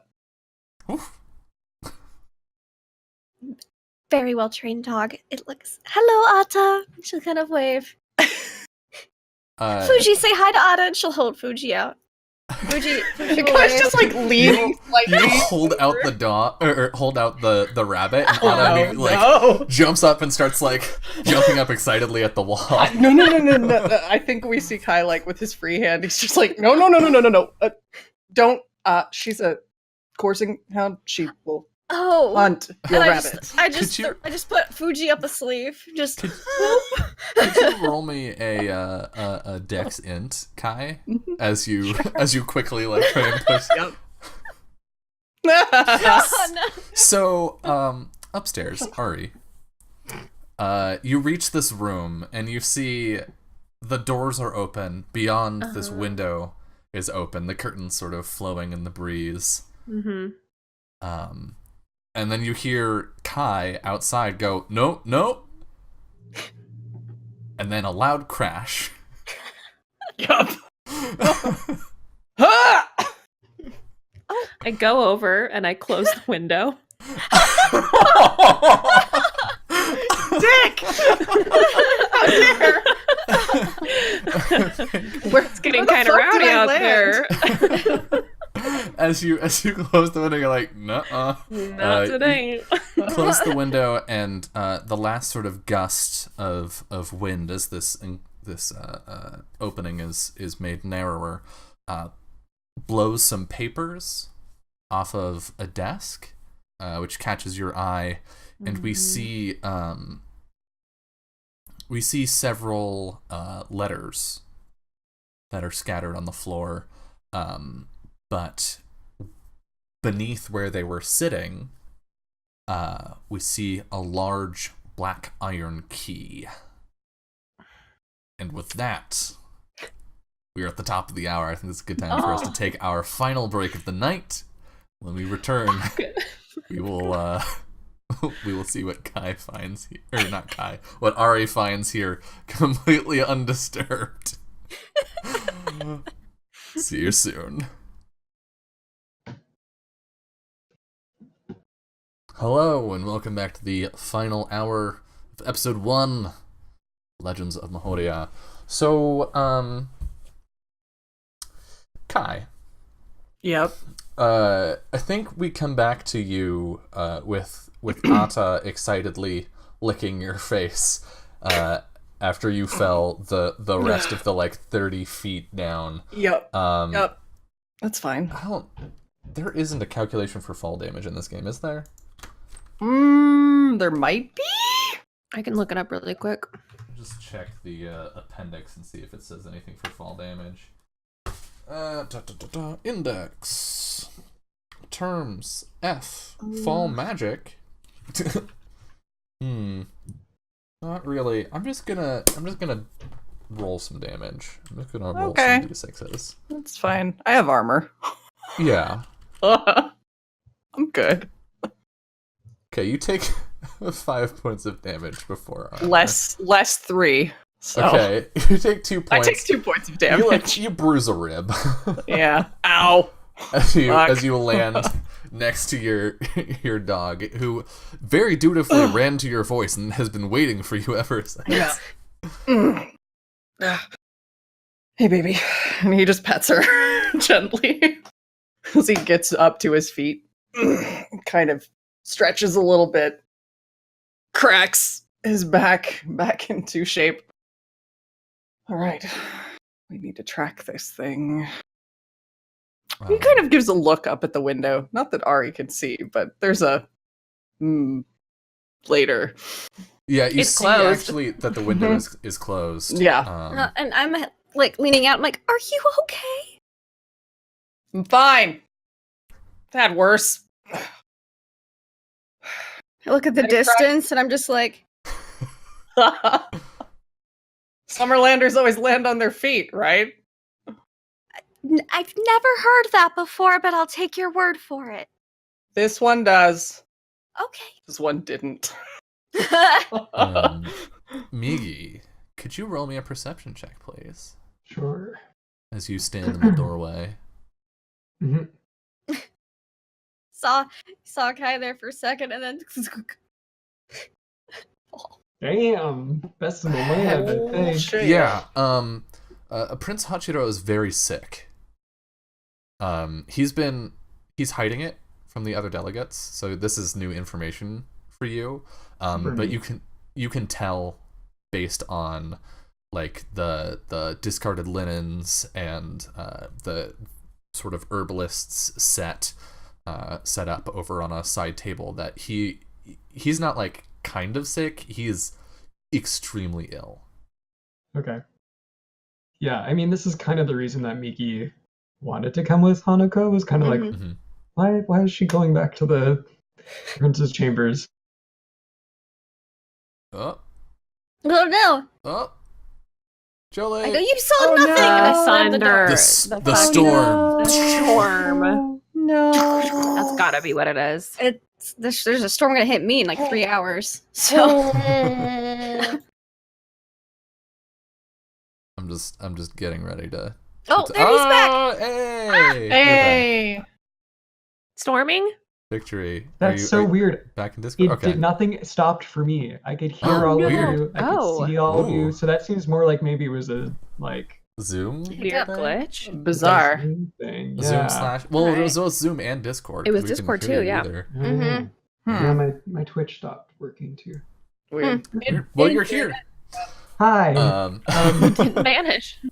It's so weird. Yeah, I could hear all of you and see you still. Wild. Anyway, yeah. So I think Migi would. I don't think Migi would make a show of really like looking over the medicine or anything. I think she would just sort of notice it. Mm. And then I think she'll stay at the door and just go, "Is he okay?" He landed on his feet apparently, which is very bad for your knees from this height. So I don't. He looks all right. Does he need help? I asked, would you like me to make you a poultice for later? I'm good, thanks. Yes, he's fine. I offered. I'll He's leave the kind window open in case he screams for help or He kind something. of checks to see if he's bruising yet. Yeah, you've got like you got that when you sit wrong and you throw your side out thing. You're like, Yeah. oh, It's like, that's gonna suck tonight. Okay. Yeah, I think Migi's Gourd. kind of like. Migi's just incredulous. She's like looking at the window and knowing how far that ball would have been. Mhm. She's like, "Yeah, I'm sure he's fine." That's what he says. He looks all right. Oh yes, and she's like, right, medicine. I was here, and she'll see. She kind of grabs like there's like a stack of nice, neatly folded handkerchiefs, and she'll just kind of grab a few off the top, stick them in one of her many pockets, and then go over to probably one of the tables, grab a few herbs, kind of throw it into a little mortal pestle real quick to kind of freshen them up, make some fresh batch real quick.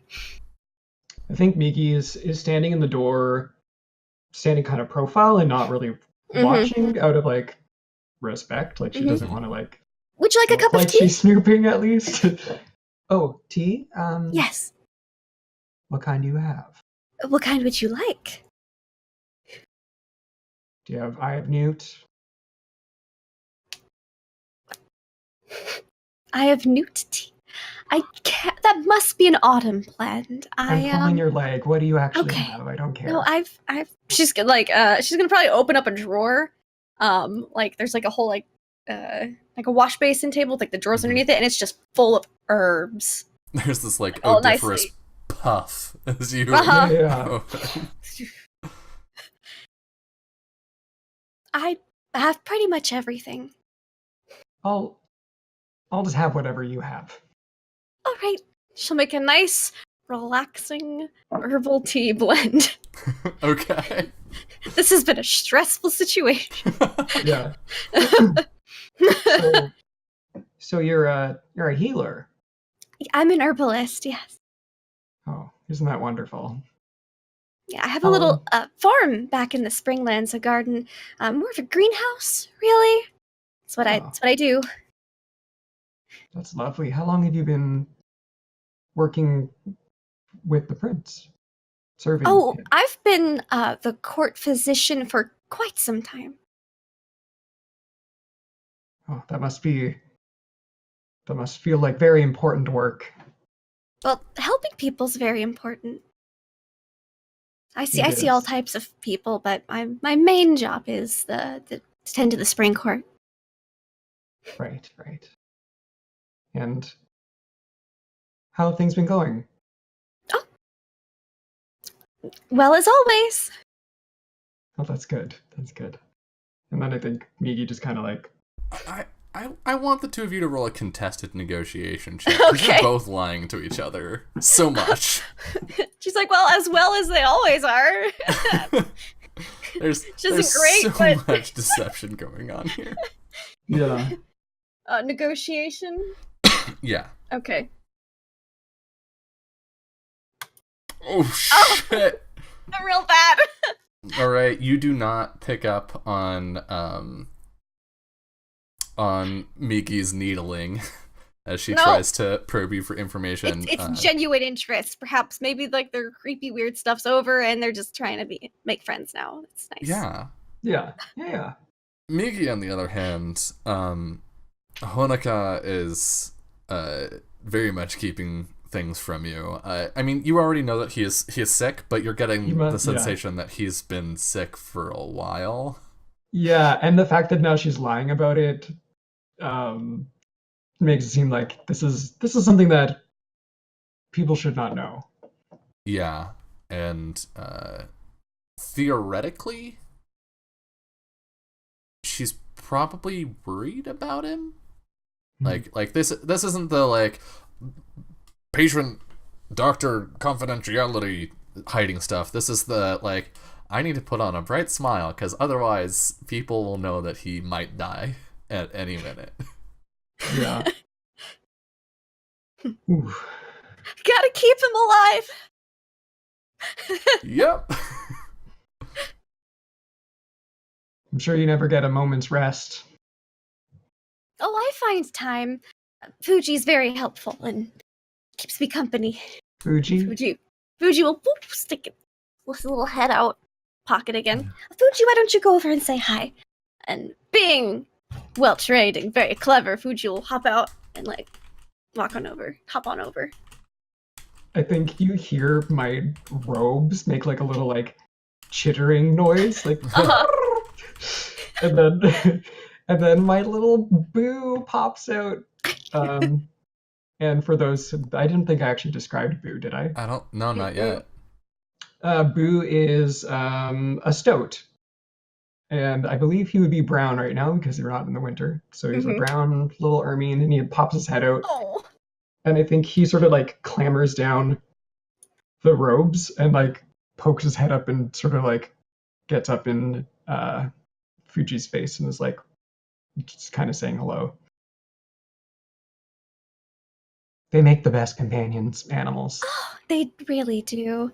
I know. What's yours name? Boo. Oh, super cute. Like, boo. Oh. I thought that was funny. Is he a bit of a trickster? Yes, he's the trickster between the two of us. You get like the slightest of side eye as the tea is being made. Yeah, he's always up to no good, right, Boo? And I think Boo just gives like a little like. Yeah. All right. Well, I've made small. She made like really small cups of tea. Here's mine. And she'll take a sip, and she'll finish making the really like medicinal tea for the prince. You know, things have to sit for a moment. Yeah, I don't think Miki's going to be nosy anymore. I think she just starts drinking the tea. It's probably something like chamomile and mint or something really relaxing but refreshing. Kai, you wanted to head back up to the room that they're in. Which path are you taking to get there? Which do you think? Oh no. Okay. I left the window open. You did. Yeah. Go ahead Listen, and, I have rope. go ahead and roll that hard exercise. Yeah. Fine. Oh god. I think he sends Atta off to go try and track. We see him kind of lean down and he whispers something to her and pets her and gives her a good scritch and then sends her off and running. And then just kind of looks up. All right. Takes a swig off of his gourd and then and let's see what happens. Roll better than last time. Nope. Oh, no. Isn't that the been same a- roll? It's a little lower, actually. Oh no. It's 1 whole point lower. Can you It's believe? 1 whole I think point you lower. just don't even you like and then you just slide down. But I'm so Yeah. weak. It's just It's that fucking rib he kind of cracked on his These way muscles down. are for show only, Yeah, not you for just- use. Is it raining? What's the weather like right now? It's Yeah. not raining. It's Okay. cloudy. There's a storm rolling in, but there's sort of perpetually a storm either here or rolling in, one of the two. I think Kai, it's just like this place has been well maintained by the Storm Kingdom before you, and then once the Summer Kingdom showed up, while you've been here, your forces made sure to like maintain the castle so that Sure. nothing bad Alright, well. happens. You're just gonna wait out here then until she comes back. If we hear trying to climb, I think she'll stick her head out again. Are you sure you're all right? I think we Kai, seem like, kind of casually leaning against the. yeah. He's like super casually leaning on the wall, just like fine, just admiring the evening air. Just stretching, you know. You know the night air's not that good for you. You should probably not stay out too late, or you might catch a death of cold. Please, this weather's nothing, and he's definitely not dressed for this weather because there's more showing than not. Why would anyone dress for this weather? Why would anyone dress for this weather? Yeah, I think Atta comes back to you pretty quickly, having turned up nothing. Yeah, with her back, I think he'll come inside, and for once, he's not making her stay out. He's gonna just let her follow him in. She'll heal. As he heads up into the castle, and where are they specifically? They're how many floors up? They're on the 3rd floor Okay. with Akvan's quarters on the 4th, I believe. Okay. He's gonna head back to Akvan's quarters, I think, to turn some shit over. Right. Speaking of turning some shit over, Ari, you close this window and hear the raucous conversation outside sort of fade away. And you see these papers and this key. What do you do? Take literally everything that looks important. It doesn't matter if it's actually important. I'm taking everything that looks important. We can Okay. go over it later. Yeah. Take the key. That's Yeah. a size 1 item. Okay. And take Just write black key. Yeah, and take a size 3 of assorted papers. Okay. There's a lot. I'm also gonna look just generally around the room, to see if there's anything else. Opening drawers, looking for hidden compartments, doing everything as quickly, but I'm not like trying to make this a wreck, right? Like I'm not trying to make this look like a scene. Because I want to be able to leave it and nobody really fully know if somebody's been in here or not. Right. Go ahead and roll perception. Okay.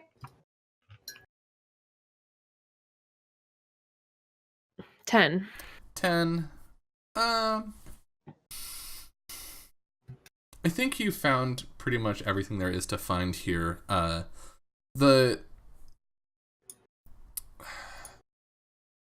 think this room has already been swept.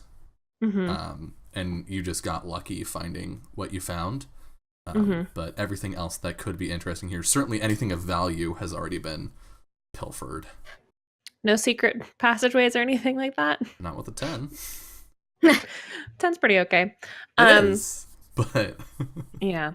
Yeah, but then as soon as he gets all the papers together and the key, which he is definitely he's not so concerned about people like obviously he's trying to hide all this shit on him. He's got a big old coat on, so no biggie there. But he would want to hide the key the most, so he probably puts it in his boot. And then he's gonna go the long way around and circle back down towards the Spring Prince's chambers, but he wants to give it like an ample amount of time. And basically just kind of do a general sweep. So if anybody happened to run across him, he's not in like an interesting part of the castle. He's like just taking his time strolling around, as we do. Listen, I'm on my way back in that direction, so But I'm going a different way. I'm going a roundabout way. Actually, Kai, you get back up there. Like, all right.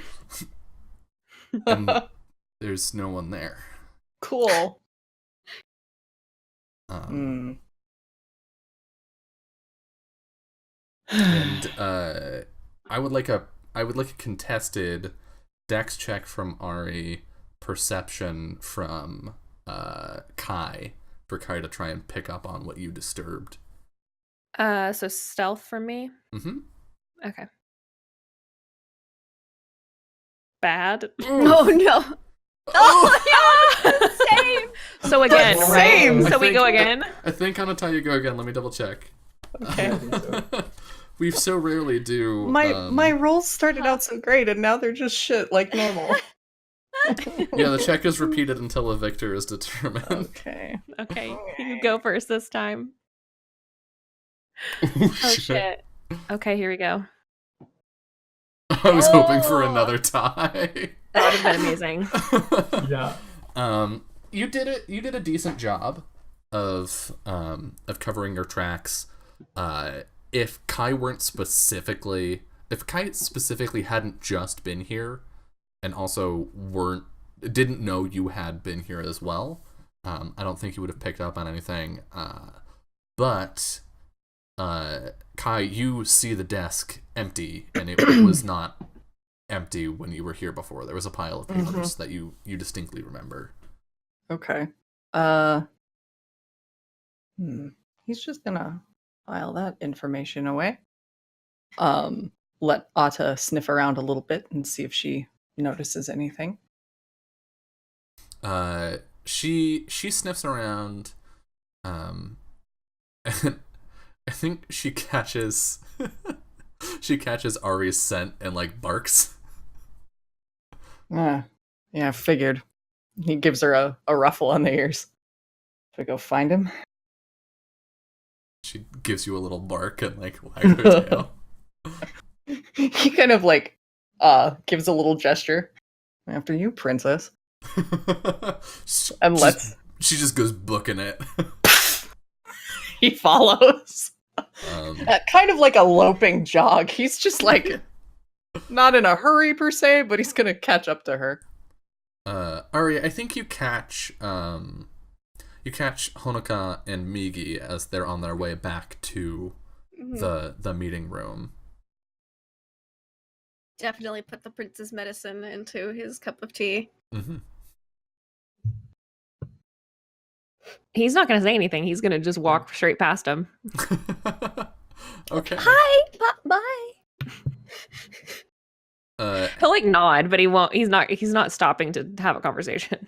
As you do, cool as a cucumber, there is a rapid, loud, clicking, scrabbling sound as an enormous dog comes running down the stone hallway after Ari.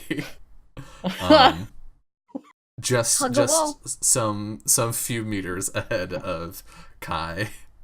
And Ari, I want you to roll Dex Int. There's a dodge. Yeah. Just to see if you like pick up on the fact that Can we all dodge? Yeah, sure. No. My fucking dog. A 9.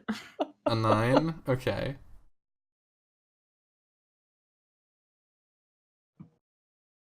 I'm waiting for Migi and Honoka. Okay, we are doing it. Okay. Yeah. 6. Oh no! Oh god! Okay. Yep. So great. Oh god. This just makes Ari seem like so much more of an asshole. Ari, as you walk past, you end up putting Migi and Honoka between you and Ata. How did I know the dog was coming? How did you not know? You know everything, apparently. That's true. I do.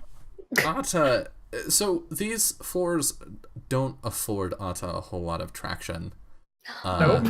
And so Ata, who was making a beeline for Ari, has trouble stopping and just sort of like, slides and runs directly into Migi first, and then Honoka, pulling both of them over. Oh. Am I able to keep the tea? Like, jump in like a covered thing? Can I jump in and like keep one of them from falling? Probably Honoka, honestly, because go ahead and she's sweet. You can roll a dodge as well, Kai, to try and catch Honoka. Yeah. Yeah, you catch her with grabs. I mean, your arms. Yeah, I think he just kind of like darts forward and grabs an arm around her shoulder and like pulls her back steady. Yeah, I think she was too worried about the tea and not herself. Yeah. Like, don't You spill all right? it. Yes, thank you. Sorry about that. He's Ata, just very you good? enthusiastic. Yeah, she found something she likes. Ata lowers her So her head. enthusiastic. Migi's dusting herself off. Sorry. No worries. Were you... What's Ari doing? Still walking away. Where's he Did not going? even hesitate. Didn't even look back. And where are you off to, my lord? He turns around. Me? Who Yeah, else is a lord you. around here? As I have said multiple times to all of you now, I just I am point on to a Kai, walk. like he's a lord. Oh, He's a knight. Uh, There's a difference. it's a title. Anyway, that's not important. You just strolling around in the middle of the proceedings? Is What that a were you crime? doing in that room? Closing a window. Really? Where'd the What papers on room? the desk go? I'm sorry. The papers on the desk that had your scent all over the room when I went in there. You're intimately familiar with my scent? Yeah, actually. So she. Well, I'm sorry to say I don't know what you're talking about. Can Ari and and Kai make a contested negotiation check. Sure. I love all these contested rolls. Great. This is the most PvP I've ever seen in Ryutama. so It's good, amazing. so good. I love it. More. Here we go. Oh no. 7. Oh, The fuck. lies are catching up to you. Yeah. Oh, Versus a 10. Yeah. Okay, so Migi and Honoka, you are inclined to believe Kai over Ari. okay. Yes. Yeah, I think Boo's face kind of just like pops out and is also Yeah. listening now. Fuji too. Ata is We're just slightly staring. We're just kind of distracted. like, at least the two of us are just Mhm. watching. Yeah, Ata's healing, but she's like, Yeah, she's shaking. this poor dog. She's had a night. And then I think Migi steps forward and says, "I'm sure Lord Adamord has a perfectly reasonable explanation. We go way back." Really? Isn't that right? And then she looks at Ari. Yes, that's right. Can I see if they're bullshitting me? Yeah, Yeah. First, are you bullshitting? We know each other. Yeah, we do know. We do So that's know not each a other. lie. That's not a lie. Okay. Okay. Okay. Yeah, Honoka wants to check. Are we friends? Probably not. uh, Do we go way back? Sure. yeah, sure. That could mean a lot. Why don't Ari roll negotiation? This will be like helping, Okay. and then 7. So Miki, you can roll negotiation with a +1. Okay.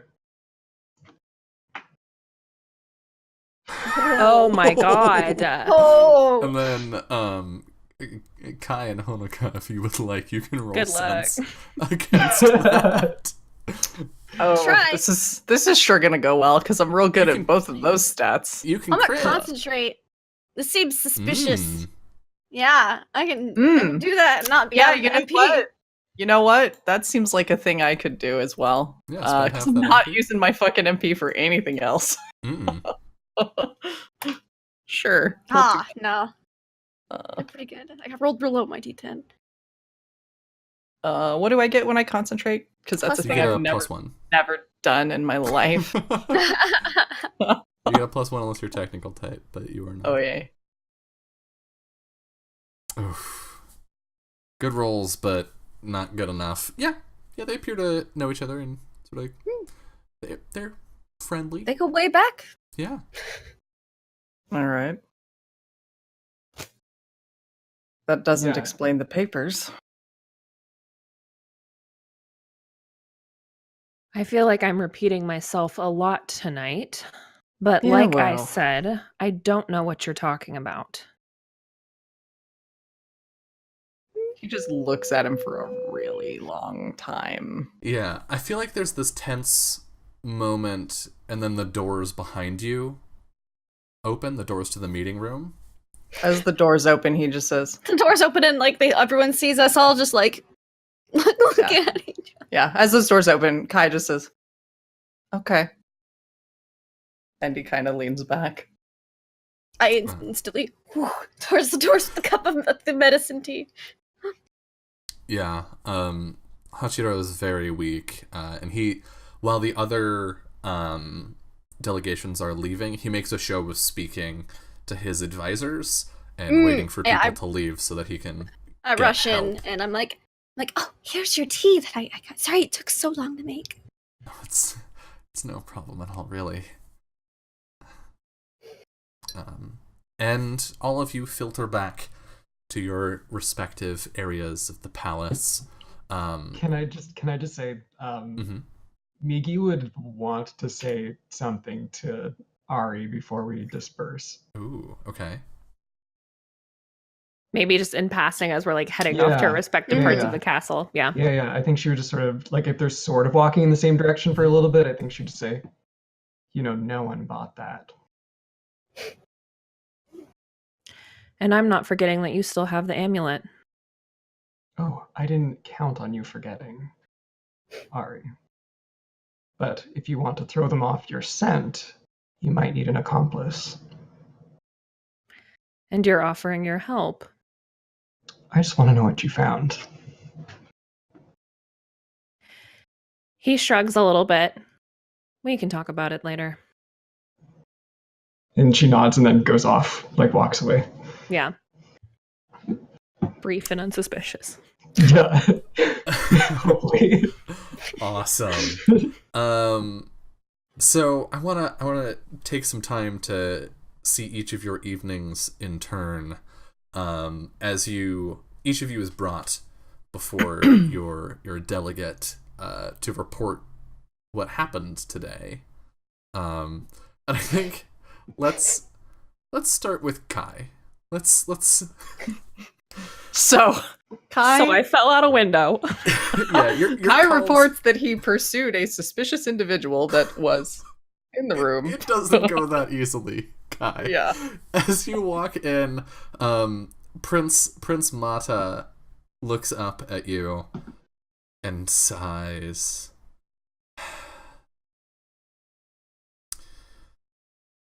I heard you caused quite a scene today. Was pursuing a suspicious individual. Took the fastest route I could. Did that suspicious individual happen to be part of the winter delegation? No, actually. Really? Yeah. Some cloaked figure wandering about the halls. Chased him all the way into Akvan's room and then out the window. Couldn't keep up, though. That is troubling indeed. I had hoped that perhaps the people here would not be so bold. You think it's a local? What other explanation is there? Hell if I know. I'm not an investigator. I was just No, gonna beat him down and bring him in. Suppose you're not, though. You're the closest thing I have.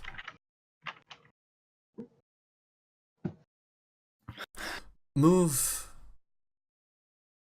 guards from wherever you can spare them. Move them to the meeting chamber. Alright. What are you thinking? I'm thinking perhaps you chased off an assassin today. Okay, we're on the same page there. There's one more thing. Yes. Someone ransacked the room. I think I know who.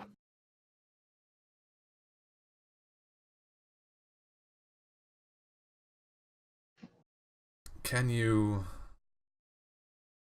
look into it without causing another scene? I make no promises, but I can do my best, and I assume that's why I got this. And he taps the shoulder plate. He smiles. Or am I wrong?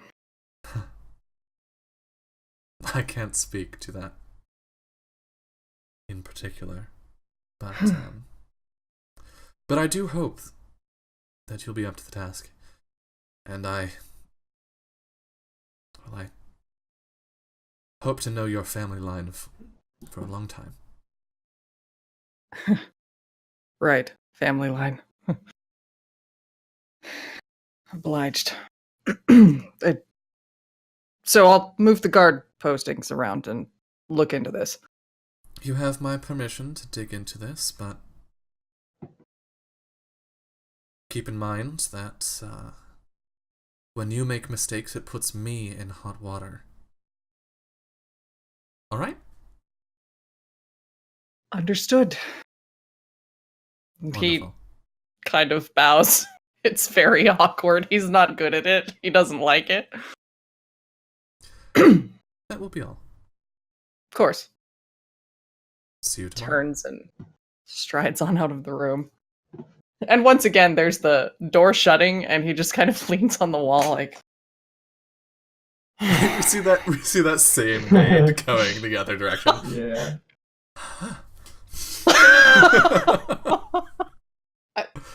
Are you okay? Looks behind her. Yeah, you. Me? Talking to you. She's at a loss for word, and then she blushes, and then she just runs.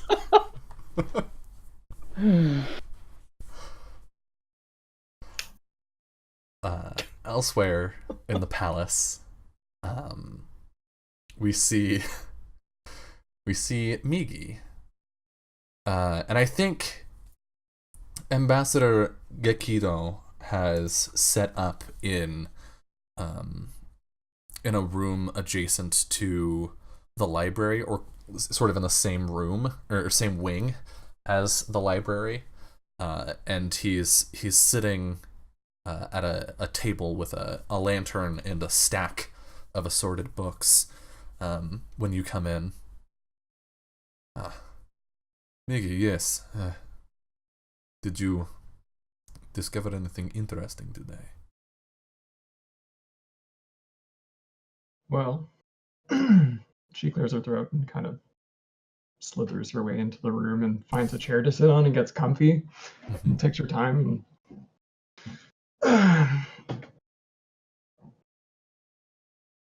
What kingdom do you want to know about first?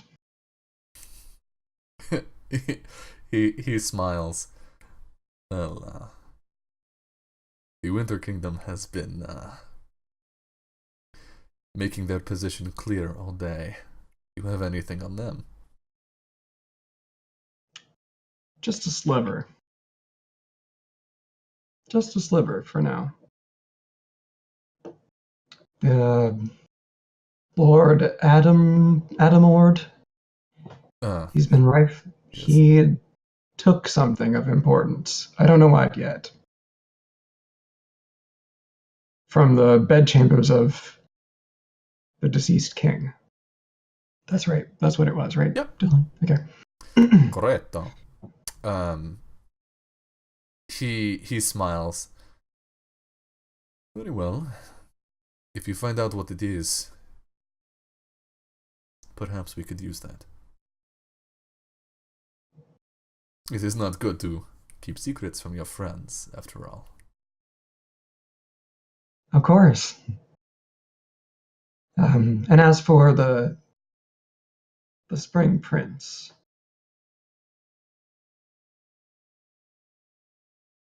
we should just keep an eye on him. I have a feeling he's in a bad way. Is he? Very well. I will see what I can do to shore up his position. In the interest of fairness. Of course. Isn't that why we're here? To be It is. fair? Anything of the Summer Kingdom? I heard head there of was the some commotion. Well, their head of security is a buffoon. Hmm. That's all I got so far. Very well, I will have our guards change positions. Very nice body, though.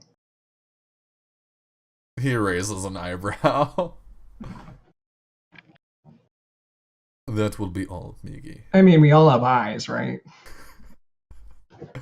I am not sure that you do.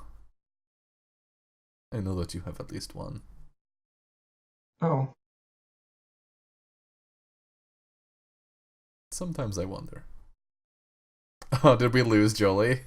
We did. Perfect! The mystery is preserved. But we would Next assume that he can scene. still hear us. Aw. Yeah. Come back to us. I'm just gonna. Hey! Oh, there we hey. go. There we go. I could still hear you. Yeah. Oh, good. Oh, good. I think that's We're a good place. here to- to. Oh. Yeah. I think that's a good point for us to switch over to Ari. As you enter the chambers of Prince Ervetafang, he has redecorated his room. He pulled all of the art down off of the walls and had it pushed off into one of his attendants' rooms, and had some art that he brought from home put up in his room. I'm obsessed. It's all like landscapes of various portions of the Winter Kingdom, so it's all like dark, craggy, snowy shit. And he's laying down on his bed with his he's got his vest unbuttoned, and he's just tossing a knife up in the air and catching it occasionally.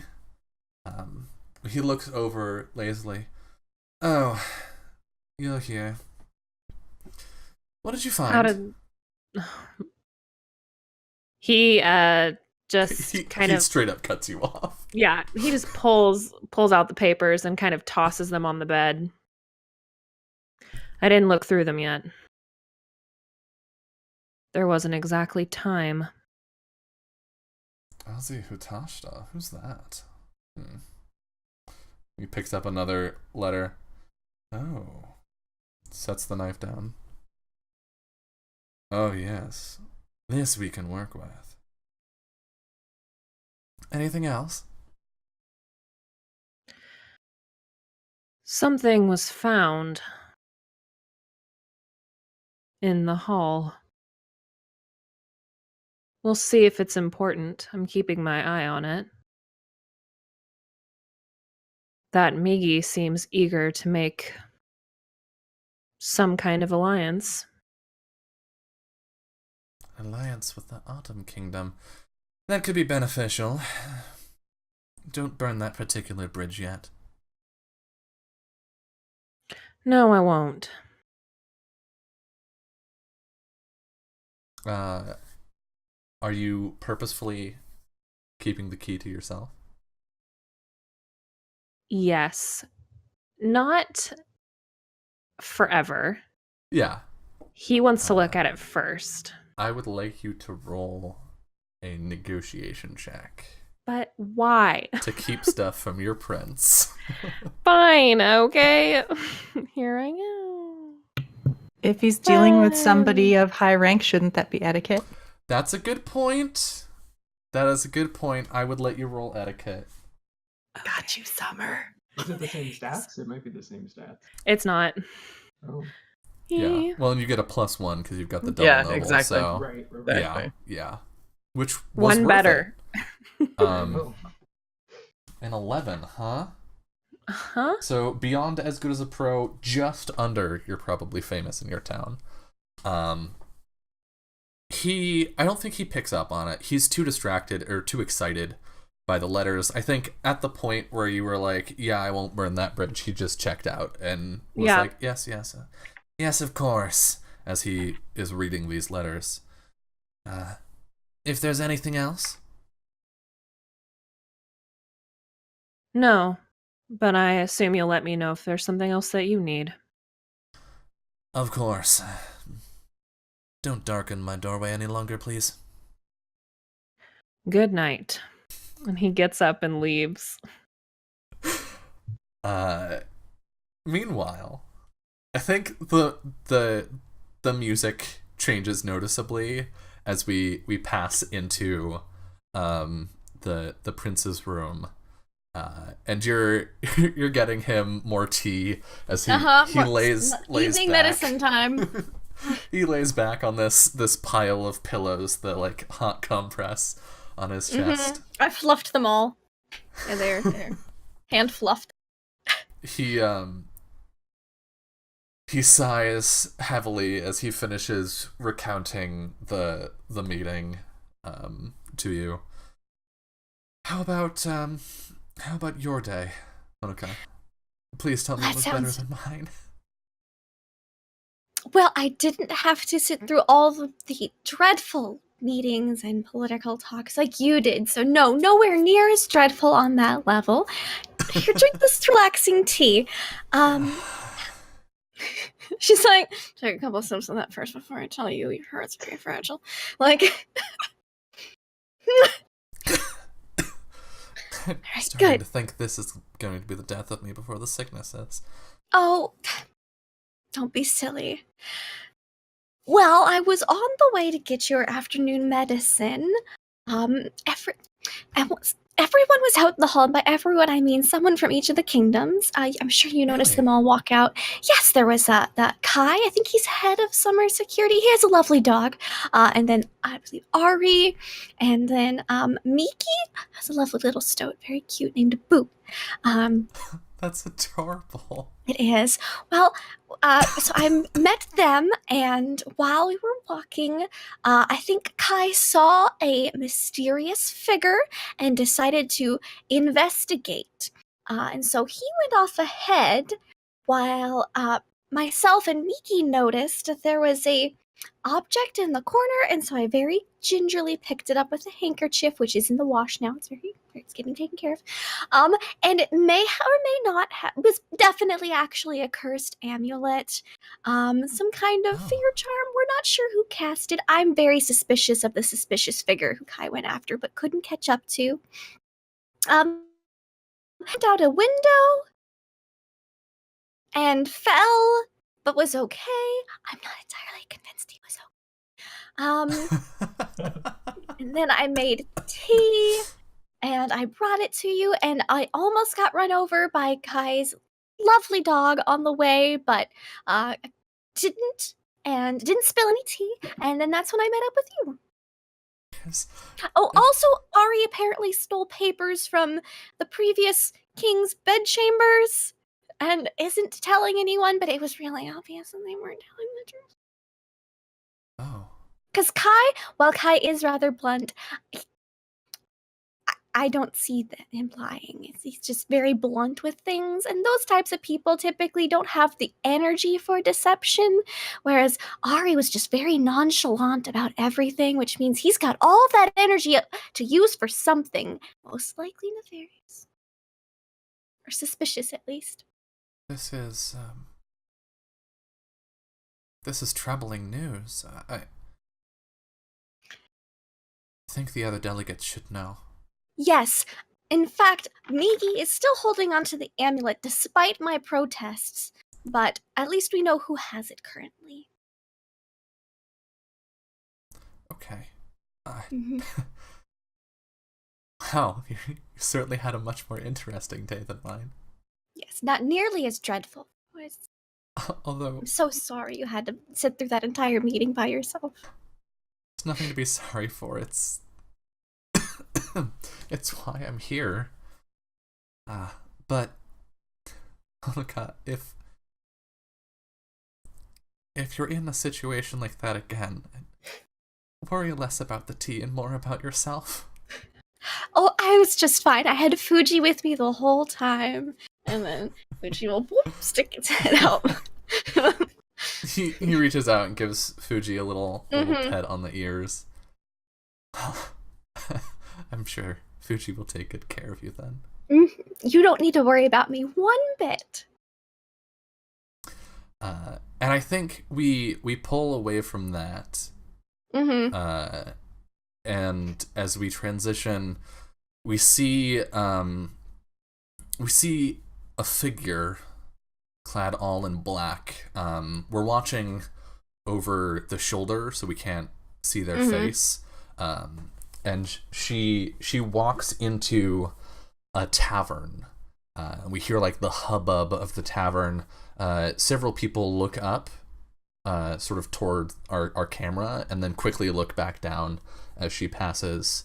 And she walks through the room to a back door, which opens onto a stairwell. And she goes down into the basement, where we see several rough-looking characters with like various scars on their faces, and they look toward us, and one of them says, "You have the money?" We see her toss a sizable bag of coin. No witnesses. All right. Yeah. Sure. Whatever you say. And that's where we close.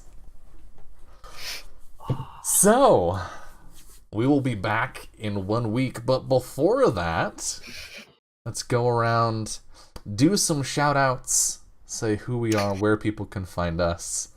And, yeah, starting with Trash Husbando #1. Jess. Pro wall climber, excuse you. Absolutely. Just playing a boy and his doggo. That's me. Hi, I'm Jess. Little Cup of Joe, basically everywhere on the interwebs. You can find all the crap I do on Twitter mostly. I stream some stuff on Twitch. You can also find me tomorrow night on Scraticus's channel, playing a different trash can that is also very fighty. There is a theme here. Yes, you are correct. And on Tuesday on Encounter Roleplay, where Lindy GMs me, my sweet archaeologist has just been kidnapped by elder things, and I'm sure everything will be a-okay. And I think, yeah, that's all the stuff I've got going on this week. So just follow me on the Twitters, and I will point you to all of them. Alrighty. And oh god, it is dangerous to go from trash husband to other trash husband, but it's what we gotta do. It's the format. Summer. Who are you? Where can people find you? Hi. You can find me on Twitter at Just a Summer Job. That is where I retweet everything that I'm doing, and then sometimes just tweet general trash. You never know what you're gonna get. I have a channel on Twitch, off_the_table, where I have a bunch of shows going on. We're getting ready to wrap up a ton of them here over the next week or so. We have Alas for the Awful Sea tomorrow night, which Dylan is a part of, and nothing has ever gone wrong there, ever. But yeah, so be sure to check that out. Hype as fuck for these characters. I love them so much. Even when I have to leave you all, I will be watching literally every week, screaming in chat. Awesome. And on the note of nothing ever going wrong in Alas, I mean, it's not called Oh Hey the Awesome Sea. Okay. It's not called Party on a Boat. No, it's not. But what if? But what if it was? It's no, it's called Storms and Stars, and it's very spooky. And cool. Speaking of spooky, our resident witch, Jolie. Hi, I'm Jolie. You can find me on Twitter at JolieOlio. This session was like so much fun. I had so much fun. These characters are like so good. Yeah, I'm really excited to see what happens next. It was great. Thanks, everyone. Oh yeah. And last, but certainly not least, the sweetest of all of us, sometimes, Lindy. Hi, that was super fun. I can't wait for next week to be a sweet little cinnamon roll some more. But yeah, you can find me in the meanwhile online at LaughLoveLindy on Twitch, Twitter, and YouTube, where I play in/GM about a dozen or so tabletop RPGs a week. I DM Jess on Tuesday, and it's awesome, and it's spooky and Call of Cthulhu, and she may or may not get eaten by elder things, so you should definitely come check it out. We don't know yet. They went to the nursery, bad things happen. There's a new show on my channel on Monday nights, where I wear a magnificent beard. So check it out tomorrow night from 9 to 11 p.m. Eastern. We're in Exandria, so Critical Role World. And then Tuesdays, of course, Spooky Mists of Ravenloft. So yeah, just come check it out. It'll be super fun. Fantastic. And you are currently on my channel, so you should know where to find me, theoretically. But if you don't, you can find me at Anarsis on Twitch, Twitter, YouTube, Patreon, and itch.io, where on itch.io specifically, see if this command works, or if I didn't do it. Yeah! On itch.io you can find Spoken Magic, which is a game about discovering your own magic in collaboration with others, traveling mystical lands and solving problems. As Julie helpfully advertises, it is very good. You can also check out the Patreon, which is linked on the screen right now, but also in chat right there, where you can support all of my creative endeavors, from map making and portrait token border stuff to these shows and other games that I make. That Patreon is built on goals rather than individual pledge tiers, meaning that as the whole community raises X amount of money per month, I release X amount of rewards to the public. So right now we have hit our first goal, which has me running monthly giveaways of maps and portrait token borders over on Twitter. But if we hit our next goal, which I believe we are over 40% of the way to, we hit our next goal, I will be releasing homebrew stuff. So like the homebrew classes that I've made for this game and others, homebrew moves for Dungeon World, but also playtest material for whatever role-playing games I'm working on. And those will be released publicly. So if you are interested in getting access to those goodies, running stuff like Kai's Fighter, or pointing as hard, Migi's Sage in your own games, definitely consider dropping some dollars and or convincing your friends to drop some dollars. And yeah, I will of course be on Alas for the Awful Sea on Off the Table tomorrow. I will also be on Off the Table on Wednesday for the final session of Super Duper, which is the Fate Core superhero thing we're doing over there. And Thursday. And Thursday. For more Alas. Yes, that's right. I knew there was a thing on Thursday. Yes, I will be there on Thursday for more Alas from the Awful Sea, because we're going to do a doubleheader this week, which will I will die. Maybe in the game, maybe in real life, who knows? Maybe both. Saturday, we will be back for From Dust, theoretically. And then, of course, a week from today, we'll be back for the second episode of this, where we'll see what comes of all of the shenanigans our players got up to this session, but also what that secret meeting really meant. All in 1 week. But thank you all so much for watching, whether you said stuff or didn't. Thank you. Oh god, I can't pronounce that one. Z-Speak 1. I'm so sorry. Thank you for following, but also thank you, TVM Rock, for the bits, contributing to that overall channel bit goal. Thank you so much. But most importantly, above all else, don't stab your friends. Don't stab the people you want to smooch, just smooch them. And beyond all of that, have a wonderful rest of your night. Good night.